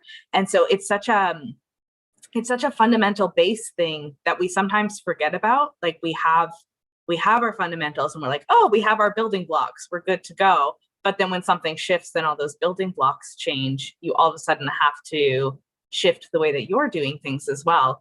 And providing that opportunity for those pieces to come together has been really interesting and really nice. It's like a nice refresh that sometimes you have to go back to your first year level courses to remember to do something later on in your schooling or your training or things like that. And that's been really nice. Up in Grand Prairie, we were very fortunate that we got granted the Community Innovation Fund grant. And so we do have a group of youth that are under the title right now as the Youth Action Society that is working to kind of further this work and meet with youth in Grand Prairie to talk about what their experience is, what professional development opportunities do they really feel like they need right now. And that's completely youth-led. They have support from the CBYF staff should they need it, and we're willing to bring in workshops, but it's all at their request. They're building the way that they run as an organization, they're building their own professional development opportunities, and that's been really nice as well, but definitely came out of that idea of how do we get to the fundamentals of connecting the existing resources together. Thanks, Tanea. And on that sort of note of transition and adaptation, I want to bring in a question from the audience. So this is a question from Morag, and I hope I pronounced that correctly. The question is about how organizations can best support youth as we transition beyond COVID-19. And I want to add sort of my own question onto the end of that as well, which is how can organizations make sure that they are centering youth voices in doing so in terms of recovery solutions? So how best can organizations harness youth's creativity, as you mentioned, Raj, at the very beginning, to create solutions for recovering, once the pandemic, if it's ever over, how can we recover using youth's creativity and innovation? Maybe Freshta, I'll go to you because I know this is sort of at the center of what Pivot is doing. Thank you, Kylie. Thank you for the question. I think it's important to remember that. So our project highlighted, as Raj said, that youth are not well physically, mentally, they don't feel welcome, they don't feel safe.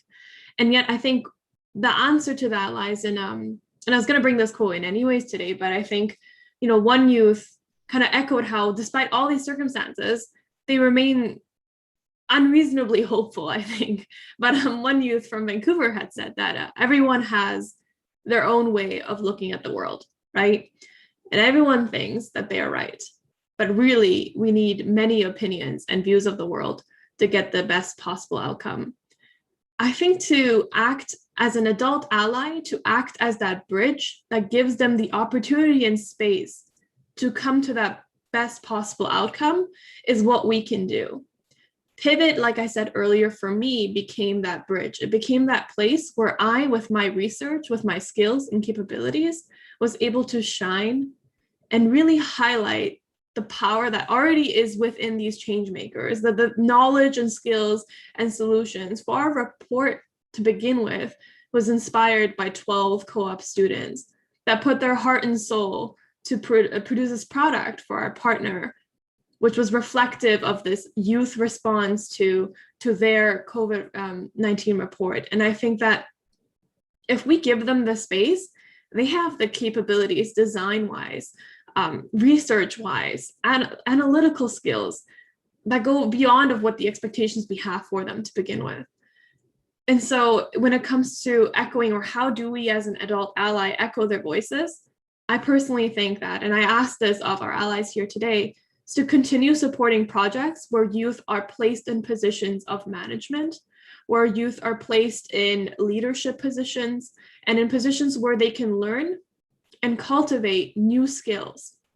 I don't want to bring in AI, but I think AI is always so interesting, because the more experiences and situations you throw at an AI, the more possible outcomes and different combinations you arrive at. And I think in a similar manner, if we give these opportunities to these young, hopeful youth that already have a list of problems in their head that they can address at any given point, then that is how you can act as an adult ally. Don't give them the problem. They have the problem. They just need the space to work out the solutions.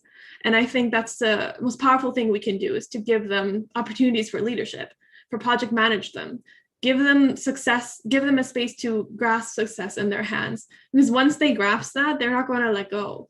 And they're going to keep fighting for more opportunities to make change in their communities. And even when they fail and they have setbacks, they'll learn that that is just a part of the process when you're working in community organizations, when you're working in a society, because it's not about one small setback. It's about the bigger process and project of their work and their input. So not penalizing them for the mistakes they make along the way, for respecting these healthy work boundaries. And once we incorporate, and we learn so much more from them, my youth that I led reminded me on a daily basis to take my breaks. I think that is fascinating, because they have such a respect for their time and their value, and it echoes in a stronger and healthier society. So I think that is what we can do as adult allies. I think to really give them a chance and a bridge to pivot and create a space for our society to move along with them. Yeah, and I love that you use that term adult allyship, because I know that we do have quite a few adult allies who are watching. So I wanted to also give the panelists an opportunity to just kind of make some very direct asks. What are your asks of adult allies who are watching? And today I saw more snaps, so I'll go to you next. I'm a snapper. I get very physically into what people are saying. I kind of want to bounce off of that sentiment. I think one of the best things that we can do for youth is to listen to them. And I do mean actively sit down and listen to them, and not necessarily going to them and being like, hey, I have this problem. Can you fix it for me?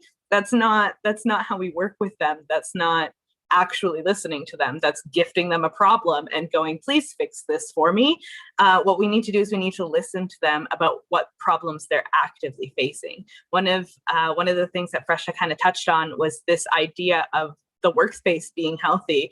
We grew up in this, well, at least I did. I grew up in this stage where you were you just did what your boss said. You knew that there was a manual that told you that you were allowed to say no to things, but you didn't say no to things because then you might lose your job. And what we're seeing now is a lot of our younger youth are standing up at their jobs and saying, no, I don't want to do that. And they're being coupled with a couple different responses.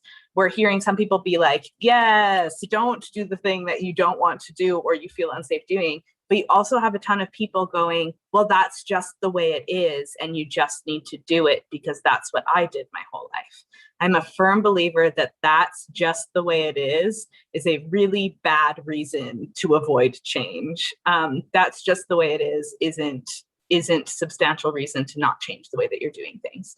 And so to listen to our youth and the problems that they're facing, they talk to each other. Let's be real, they're talking to each other. They know what each other are going through, and listen to them actively throughout every step of the way. Don't assume after the first conversation that you understand everything, because as I mentioned earlier, I'm considered a youth, but the struggles that I had faced at the age of 18 are not the same struggles that they're facing now. So you need to constantly be looking at the up and coming youth to see how they're seeing society and how they're seeing change and how you can assist them in making that change. Thanks, Tanea. Keisha, what are your thoughts?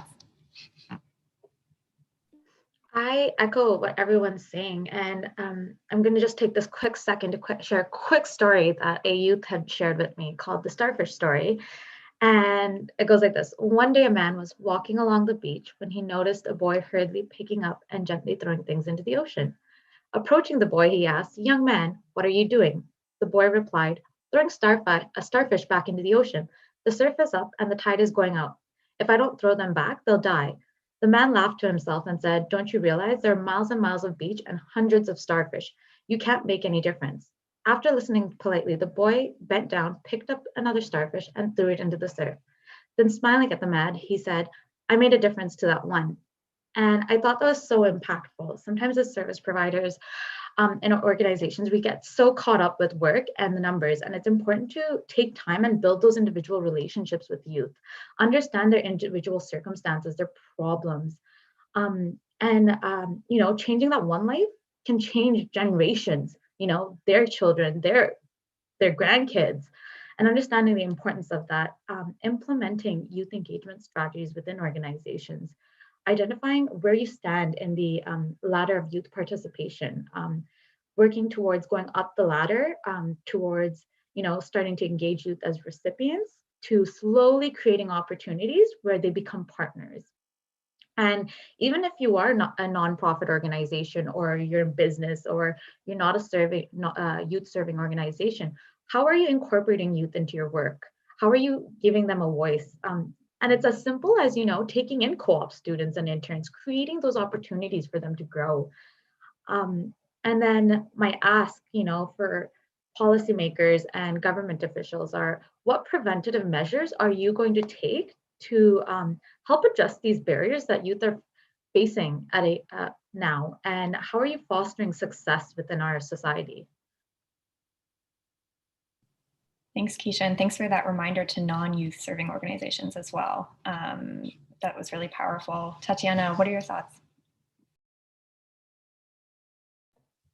Keisha, I absolutely loved that starfish story. That was amazing. That was great.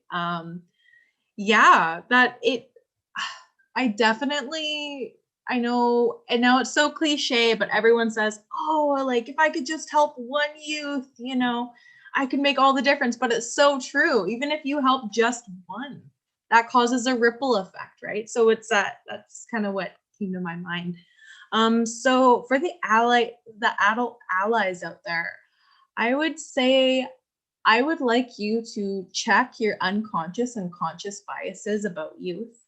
I would like you to look at, we have a tendency, it's a survival skill, to compartmentalize who people are and put them in certain boxes in our head. So that way we understand, that way it's safe for us. That way we don't have to question how we view the world and how we view ourselves, right? Because it would be incongruent with our reality. So I would ask you to remain curious about the world, about youth, be empathetic, and empathy rather than sympathy. Don't, "Oh, that must be hard, but at least you don't blank." No, listen, just listen, actively listen. And sometimes there's nothing that you can say that will make it better. Sometimes all you have to do is listen. And sometimes that's all youth needs, right? I would like to point out the importance of mentorship. If you want, your legacy to be passed down, mentor youth. You want to leave an impact on the world. You think you have a great a great view. You have all this experience. You have all these amazing insights and outlooks. Mentor a youth, pass it down, let your legacy live on through us. And also, I'd like you to examine the power dynamics that may exist when bringing youth into the table, whether they're unconscious or conscious. You're all people are equal. I know, of course, there's that whole, oh, well, I have these letters before my name, and that is amazing. You've learned so much, but we're all people. How can we make that power dynamic? Check it out at the door to have those organic conversations that youth feel they have the platform to share, and that they won't be judged or shamed or, oh, that was stupid, because we all deal with that. I bet that you guys even deal with it, right? So just try to, have that equality inside and out. And what legacy do you want to leave with the youth that you serve? That's so powerful to recognize and sort of name the power dynamic and then try to write it or flip it even. That's really powerful. Thank you, Tatiana. Raj, what are your asks for adult allies in the room? Yes, thank you. First, I should mention that the youth, what we're talking about youth, the youth can be from 15 to 29 years of age. That's a stage where you see a lot of development in your life. That could be you're starting off post-secondary, you're getting your first job, you're starting a family. So that's something to also keep in mind when we're talking about youth, solutions for youth. That youth, it's a dynamic age group with a lot of changes happening really fast. I have two asks for our leaders, city officials, organizations working for or with youth.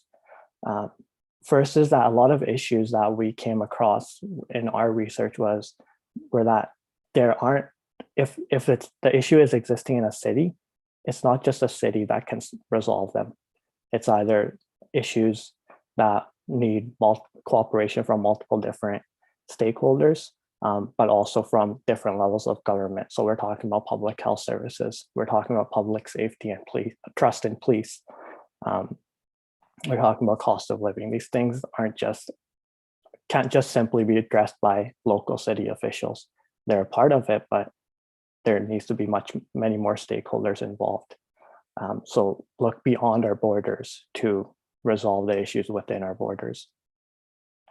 My second ask is, don't shape policy by just perceiving what youth may need or what youth are facing or what youth want. Actually, like many of the other panelists have said, actively listen to them. And actively listening means allowing them to have an equal opportunity to sit at the decision-making table. I want to end off by some stats that we saw in our research that are really strong. So one of the first stats was less than 25% of Canadian urban youth feel that their opinions are actually valued by their elected officials. Less than 25%. Less than 25% of urban Canadian youth said they have the resources to make a difference in their city. Only 15% said that their city makes enough of an effort to provide opportunities for their voice to be heard. So if we want to start by addressing all these other issues of cost of living, diversity, inclusion, trust in police, public health services, let's start by addressing civic engagement. That's a good start where we could actually start making change and addressing those issues that have been long occurring in our society. Thanks so much, Raj. And thank you again for backing up this conversation with the numbers. So powerful and again, just staggering. So thank you for that. Unfortunately, we are out of time, so we do need to wrap up, but I just wanted to say thank you so much to Freshta, Keisha, Tanea, Raj, and Tatiana for your time today and for sharing so vulnerably. This has been an eye-opening conversation for me, so I hope it was for everyone watching as well. And thank you to the Tamarack Institute for having me and for everyone who submitted questions, even though we couldn't quite get to all of them, but for listening in and being part of this conversation. Thanks so much. I'll hand it back to the moderators now. Thank you, Kylie, and to all the panelists. As you have all mentioned, COVID-19 has impacted us all in different ways. Despite this, your messages were clear, and that is how resilient youth are. Each of you are doing incredible work and have demonstrated resiliency in your own ways. Tatiana, especially, I'm inspired by what you have gone through and the ways that you responded to it. You're an illustration of what resiliency means and are an inspiration to all youth, as is everyone that is here today. Keep up the great work. I now have the privilege of introducing someone who I've gotten to know really well over the past year. If she is not in a meeting or speaking at an event, you can find her being active on Twitter, and she can also turn any dark room into such a bright space. Liz Weaver is the co-CEO of Tamarack Institute, where she leads the Tamarack Learning Center to advance community change efforts. She is well known for her thought leadership on collaborative leadership and collective impact, and is the author of several academic papers. Liz is passionate about the power and potential of communities to have an impact on complex issues. For many years, she supported Vibrant Communities place-based collaborative tables to develop frameworks for change to advance their projects from idea to impact. Liz is a co-catalyst partner with the Collective Impact Forum and leads a collective impact capacity building strategy with the Ontario Trillium Foundation. Please welcome Liz Weaver. Hi, Brandon, and hi, Natalie. So nice to join you both today. It's really my pleasure. And wasn't that an awesome panel? It's always interesting to think about how COVID has impacted both my life, but also the lives of young people across Canada. We've seen that a little bit, you and I, through the work that we're doing at the National Collaborative. But we also have seen it through the Communities Building Youth Futures work and our connection with the Pivot Project. So it was really nice to hear the perspectives of youth from both initiatives, from Communities Building Youth Futures and from the Pivot Project. So really exciting to hear the panel. And you know what I was particularly interested in, not only the challenges that they shared and the stories that they shared about themselves, but also the points of resilience that they pointed to in the experiences that they've had, not only with the youth that they've partnered with both across Canada and in the Pivot Project, but also the partnerships and the points of resilience in terms of the communities that are leading innovation projects, which, we've been able to hear about through Communities Building Youth Future. So really, really a great panel. And I want to thank them all for their contributions. Also, I think, I wanted to take a couple of minutes just to reflect on Communities Building Youth Futures and the journey that we've been on together before I have an opportunity to introduce Minister Qualtrough. We've done a lot over the course of the last 18 months, and particularly since our last face-to-face gathering, just over a year ago before the pandemic hit. The whole notion, as Kelly said, of Communities Building Youth Futures really has its origin story in a number of sessions that were co-hosted by Employment and Social Development Canada in partnership with the Tamarack Institute, where we brought together youth-serving organizations, leaders from youth-serving organizations, young people themselves, and others to really think about and imagine what could a Communities Building Youth Futures initiative really look like. And it was those two design sessions that really led to the formation of the Communities Building Youth Futures initiative.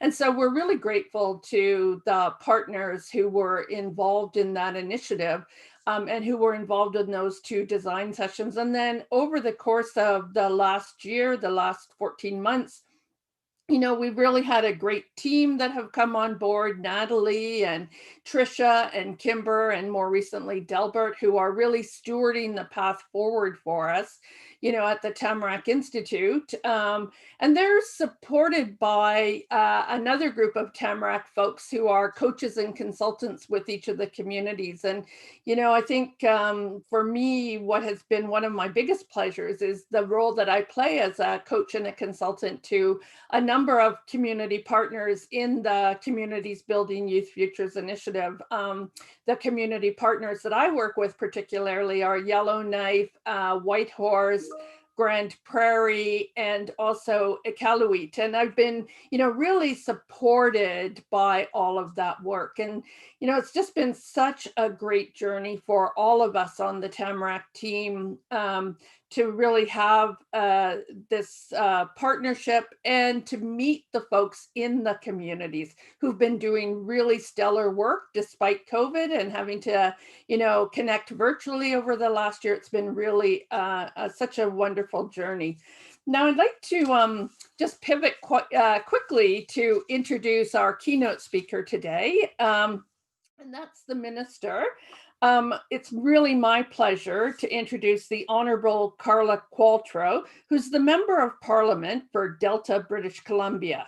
She's been a cabinet minister since she was first elected in 2015, and she first served as Minister of Sport and Persons with Disabilities, and then Minister of Public Services and Procurement and Minister of Accessibility. And she currently serves in a senior role of Minister of Employment, Workforce Development, and Disability Inclusion. She is active on a number of cabinet committees and has been at the center of the federal response to the COVID-19 pandemic. She's responsible for many emergency measures, including the Canada Emergency Benefit Response Benefit, the Canada Emergency Student Benefit, employment insurance, and the one-time payment for persons with disabilities. As Canada works to recover from the effects of the pandemic, Minister Qualtrough is leading the charge in creating jobs, upskilling workers, and implementing a historic disability inclusion action plan. She's also leading the charge for the Communities Building Youth Futures Initiative. We're very, very pleased to have Minister Qualtrough join us today, and we really welcome her and invite you all to listen to her remarks. So over to you, Minister Qualtrough. Well, thank you so very much. Bonjour à tout le monde. Hi, everyone. Avant de commencer, j'aimerais souligner que je m'adresse à vous à partir du territoire traditionnel des Premières Nations de Tsawwassen et de Musqueam. C'est génial d'être avec autant de gens virtuellement. And a special thank you to you, Liz, for having invited me. I really enjoy doing these kinds of events, and I love connecting, in particular with young people.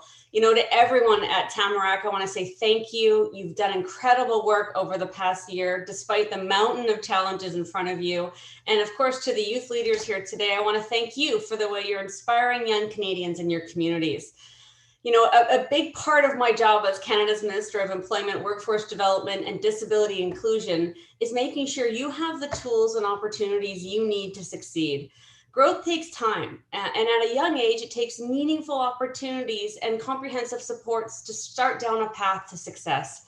And, I think my own personal story is kind of proof of this. I was born legally blind, meaning I have around 10% vision with my glasses on, so I can't see very well at all, and I'm considered legally blind. And as a child, I learned really quickly that the world wasn't really built for me. It wasn't built with the needs of someone like me in mind. And so out of necessity, I became a problem solver, a creative thinker, and an innovator. And I suspect people with disabilities, and they possess those same characteristics. I was really lucky to have parents who advocated for my inclusion and really encouraged me to be active and as active as any other kid. And really sports played a real big role in my growing up and in my life as a kid.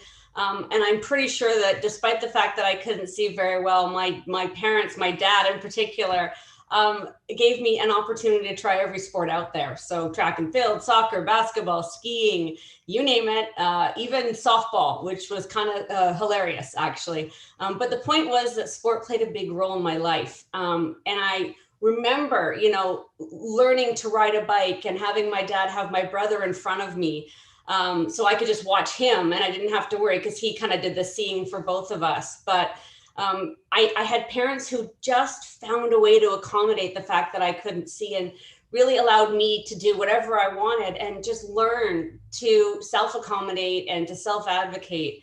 And then sports for me became a launching pad from my youth to my adulthood. And because of the opportunities I was given, I discovered the world of Paralympic sport, and particularly in swimming. You know, I spent around 10 years on the national swim team. I competed in 2 Paralympic Games and a World Championships. And really, international competition allowed me to grow and learn a lot. And it sparked my fascination with systems that were inclusive by design, because that's what the Paralympic movement is. It classifies athletes according to their level of function or disability. And you only compete against people who have the same disability as you. It kind of levels the playing field from the beginning. And I kind of thought, wow, what if all of our systems could be inclusive like this?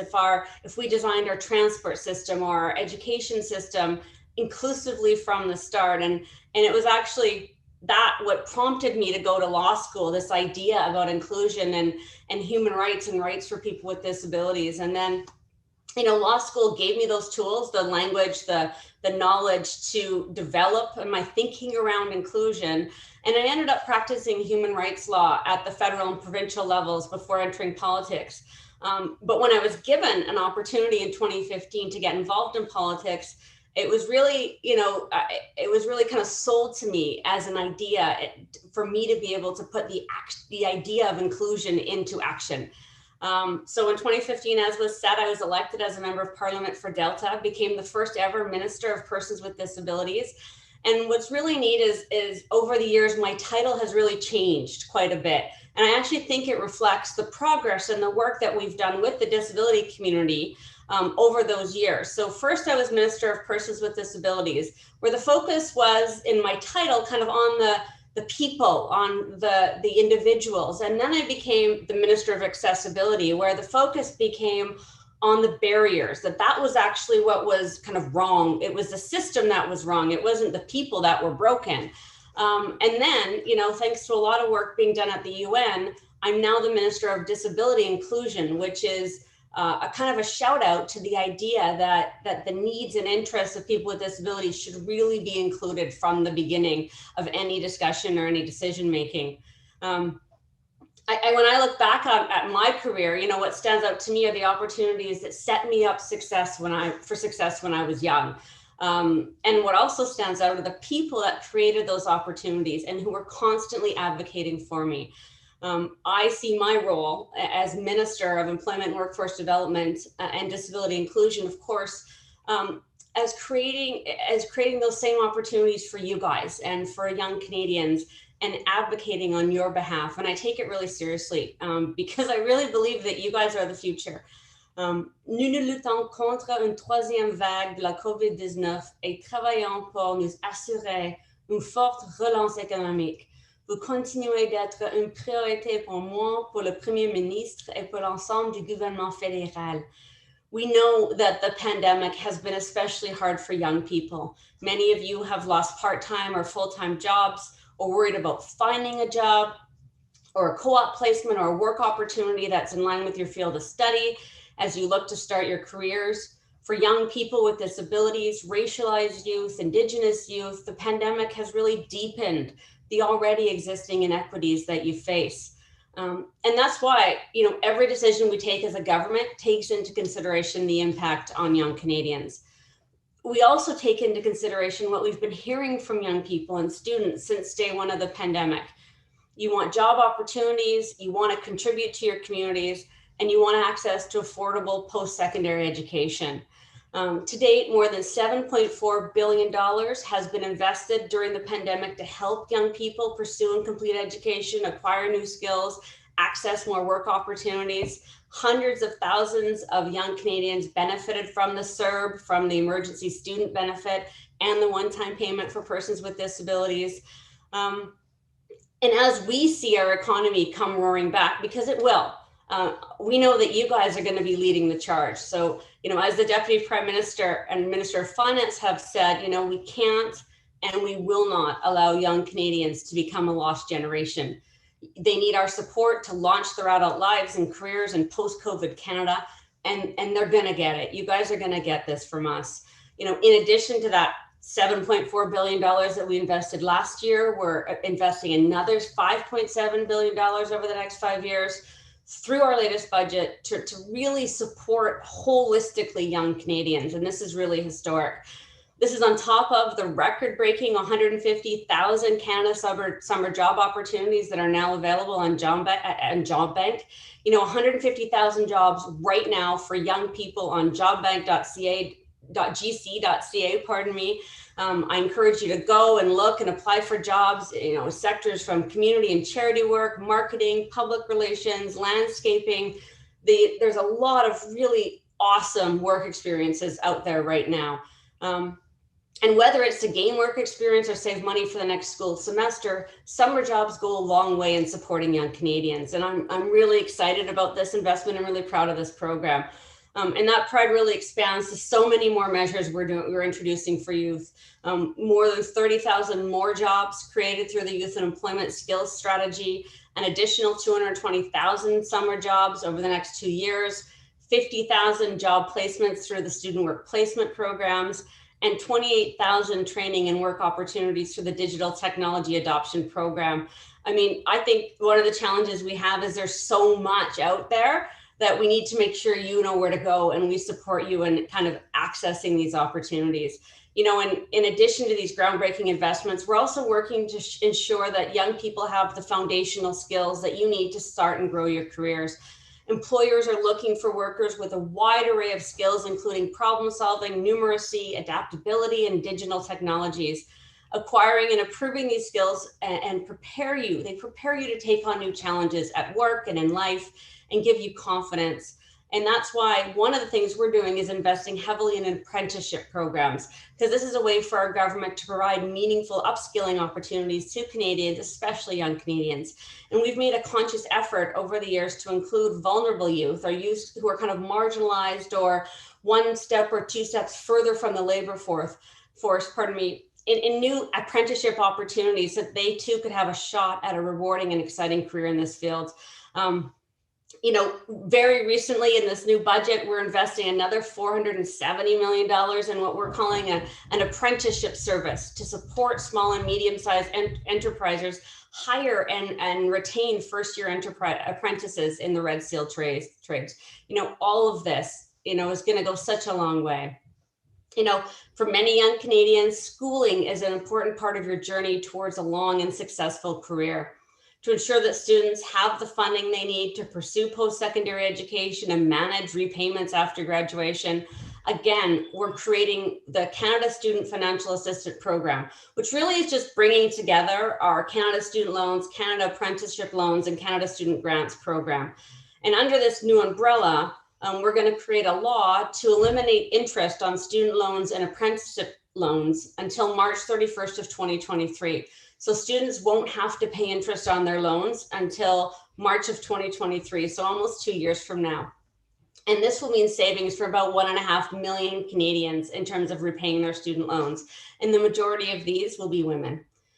We're also increasing the threshold for repayment assistance for Canada student loans. And this is really important for you guys, for young Canadians, as you kind of transition from school to work, because you don't have to make any loan payments on your student loans until after you're earning more than $40,000 per year. So this is a big one. If it takes you 3 years to earn that amount of money, there's no interest and there's no payment for that time. And if you're struggling and don't earn, that amount for a longer period of time, you don't have to worry about your student loans until you are earning $40,000 per year. Budget 2021 will also extend the doubling of Canada student loans until the end of July 2023. Again, another one that's close to my heart. The Canada grant was $3,000. It's now $6,000. And for some university and programs, that will cover tuition. We're also expanding support for students with disabilities, benefiting around 40,000 young Canadians with disabilities by giving, we're broadening the definition of disability to increase access to grant and loan support. What I'll say, Liz, is that these investments in young people and in students will really ensure that a larger and more diverse group of Canadians are able to access post-secondary education and contribute to our economy. I'll end pretty soon, I promise, but I would be remiss if I didn't talk about the childcare investments we're making. And it has really warmed my heart how many young people have reached out over the past week or so to talk about how important our investment as childcare is for them as they plan their future, they plan their families. They will know that, you know, if you want to get a job, you can be assured that you're going to be able to afford childcare. We're committing $30 billion in early learning and childcare, which is really the goal of this is to reduce the average fees of childcare by 50% by the end of 2022, pardon me, and reach $10 a day by 2026. Just to put this in perspective, I talked with a young mom a couple of days ago who said that with her 3 kids, she pays $1,300 a month for one, $900 a month for another, and $500 for after school care for her oldest child. And to have that reduced by half will be game changing for her family. And you know, as young people go off and plan your careers and families, know that that this is going to really be a game changer for you. What all these measures have in common to conclude is that they're really bold and they have you in mind as young people. We haven't shied away from bold ideas. We're not planning on changing that anytime soon. You know, our Prime Minister is very, very interested in the views of young people and having our government commit to the young people in Canada, because you really are the leaders now and in the future. You'll continue to inspire us each and every day to be bold and to be innovative, because that's how we're all going to come out of this pandemic stronger. That's how we're going to not leave anybody behind, is by working together. I commit and our government commits to always being there for you. Let me know what's up. You know, we always like to do better. We always like to be able to evolve what we're doing to better meet your needs. And you know, we're there for you every step of the way. Alors, encore une fois, merci d'avoir m'accueilli aujourd'hui et on va prendre des questions maintenant. Thank you very much, Liz.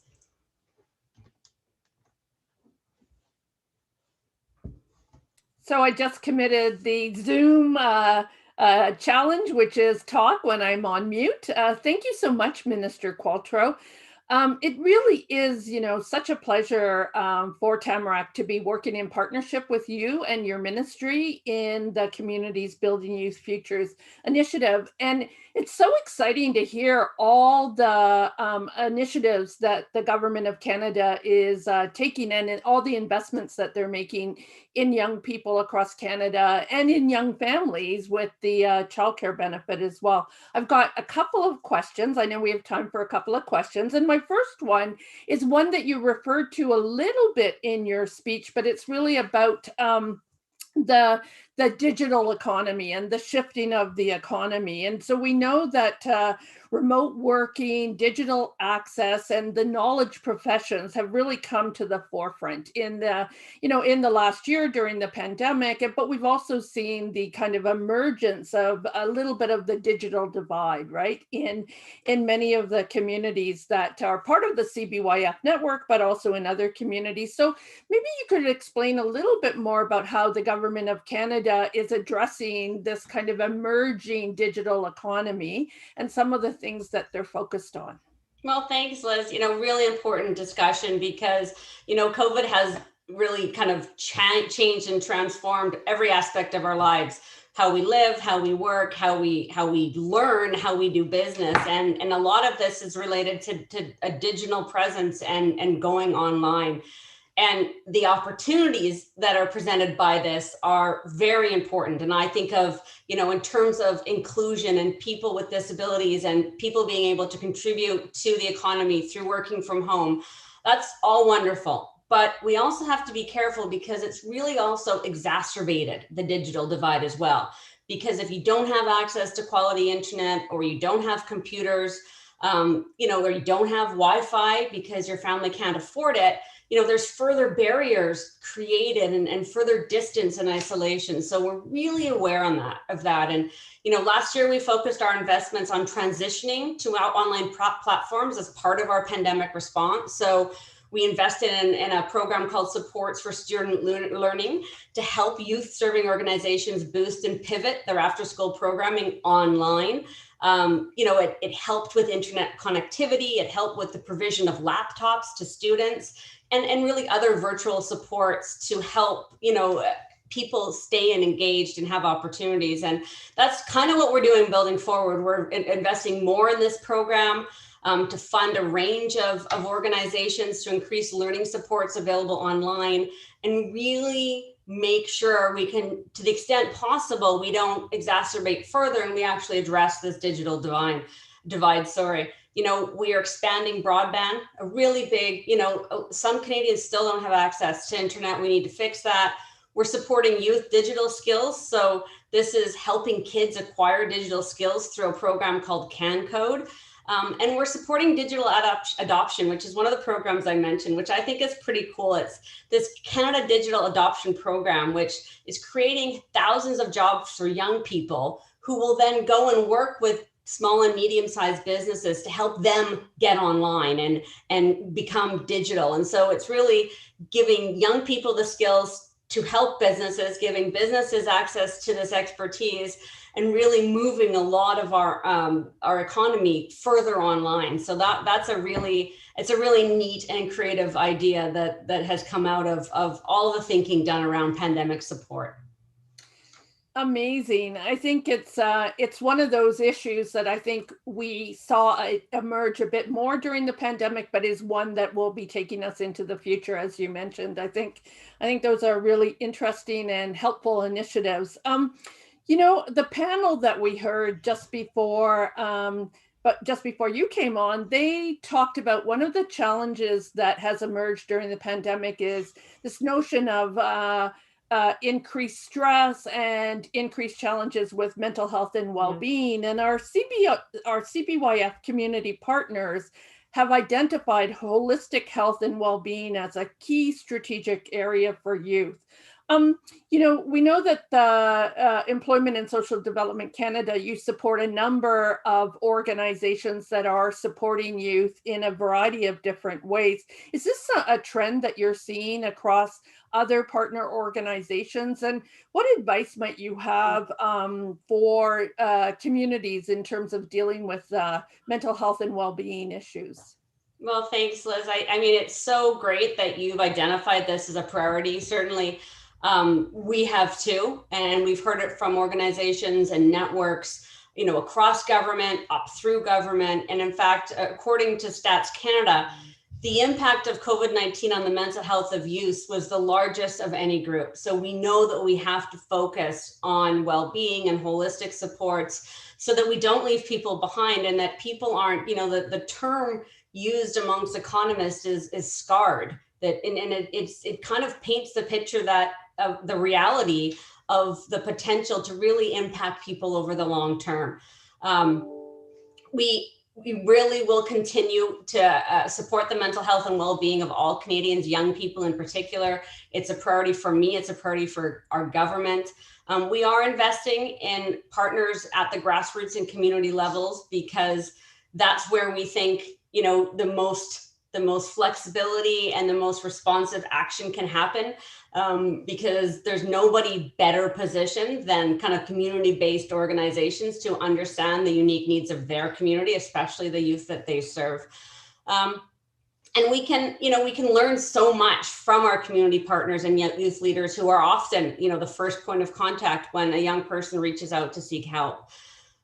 In terms of advice, I think it's just really important and even critical that projects be inclusive from the start and reflect the needs of young people from the beginning. Again, that it's designed with the specific needs of the population it aims to serve from the beginning. And I think an important part of this is recognizing that many young people face multiple barriers and challenges that need to be looked at, as you asked, it holistically. And I also think it's okay, and I want to remind people that it's okay not to be okay and to ask for help. There are incredible resources available, and it's critical that all Canadians have access to effective resources and tools to support their mental health, and that we really address the stigma and confidently approach mental health in a way that's positive and supportive and not judgy, for lack of a better word. We do have a comprehensive support. One example is that I've actually leaned on in the past year and a half is our Wellness Together Canada online portal. So this is a portal where you can, anyone across the country, any time of day can get free and confidential mental health and substance use support. I check in with this. I visit this site very regularly myself. I have a pretty stressful job, and as a mom of 4, there's a lot going on. And it really has helped kept me grounded and made me feel a part of something. And so I just would just encourage everybody to be confident in knowing that you're not alone, and there's a lot of help out there. Thanks so much. And thanks for pointing us towards that portal. I have one final question for you. And, I'm so glad that you referred to your story. I had the opportunity of reading your bio prior to joining us and learning about your journey, through your youth and as a Paralympic athlete. And I was really impressed with that. So I'm glad you shared that with everybody. I wonder, you have a very powerful story. I wonder what advice you might have for youth attending this session today. And what is, in parallel to that, what's your hope for youth in Canada, considering that you're also a mom of 4? So what's your hope for youth in Canada as well? Well, thanks for the question. I currently have my 2 oldest are just finishing university and my 2 youngest are in elementary. So we've got a lot going on in our house. Like there's a lot going on in a lot of houses. And, what I'd say to young people is thank you. Thank you for taking the time, taking a leadership role, stepping up to support fellow young Canadians. Lots has gone on in the past 14 months. And I encourage you to continue advocating, volunteering, and contributing to your communities. And just know that you are making a difference. It really sounds kind of cheesy, but I sincerely believe that each and every day you have an opportunity to start over, to do good, and make the world a better place through your own individual actions. I tell my kids this all the time. It's one person can really make a difference. And I think, my hope is that all young people feel valued and can use their voices and their minds and their skills to lead in the way forward, because there's a lot of opportunity out there and there's a lot of us working really hard to make sure you have access to it. And I think this event today is really a testament to the strength and resiliency of our young people. I'm eager to see what comes next, what you guys accomplish. I'm absolutely convinced that Canada will be better because, you guys have got this, and we're going to be there for you as much as we can, but we're going to be fine. And you guys are going to make our country a better place. So thank you. Thank you very much, Liz. Thank you so much, Minister Qualtrough. I can tell by your passion and your enthusiasm and just how you've connected with all of us today that, you're in the right place for us. And it's really such a pleasure to, be partnered with Employment and Social Development Canada on this initiative. And we're really happy to have you as our lead minister in this work. So thank you very much. Well, my pleasure. It's an honor. It really is. I'm a relentless optimist. I think that, we can all do our part and the world will be better because of it. I actually believe that. So thank you. And I guess now it's my turn to turn it back over to my co-chair for the National Collaborative, Brendan. Brendan. So over to you, Brendan. Thank you, Liz. Thank you, Liz, and thank you, Minister Qualtrough. As Liz said, it's very exciting to hear about the strategies that you're moving forward, but also for sharing your journey with us. Thank you. We're only a couple minutes away from the break, so we don't want to keep you from the break. So we're going to move through this part, a few housekeeping issues. We have a break now until 2 o'clock Eastern time. And then when you come back at 2, you're going to go in the concurrent sessions. You can find those workshops in the tab, the May 7th tab at the top of Housespace. So from now 1:30 until 2, there's a 30-minute break, and then the workshops. And we want to remind everybody that there's private workshop at 3:15 to 4:15 between the communities and the National Collaborative, but we don't want to lose you, because at 4:15 we're reconvening for art as tool for youth resilience, and you don't want to miss out. So we don't want to lose you after the concurrent sessions. If you're not in the private session, please come back at 4:15 Eastern Time. Thank you for that reminder, Natalie. And I'd just like to remind everyone as well to contact Dan or Jean-Marie if you have any trouble getting into a workshop session. They're there to help us out and to help us navigate Housespace. So I would recommend just chatting with them, and they can help you out with whatever you need. And also on the topic of Housespace, in the next few minutes, ASMA will be uploading a graphic recording from this morning's session. And I encourage you all during the break to, as you're eating lunch or stretching or, just relaxing, to take a look at that and interact with ASMA. Under the recording, there will be a chat box where you can ask questions, to add your comments or feedback, and they're always greatly appreciated. And last but not least, I would encourage all of you to take a break.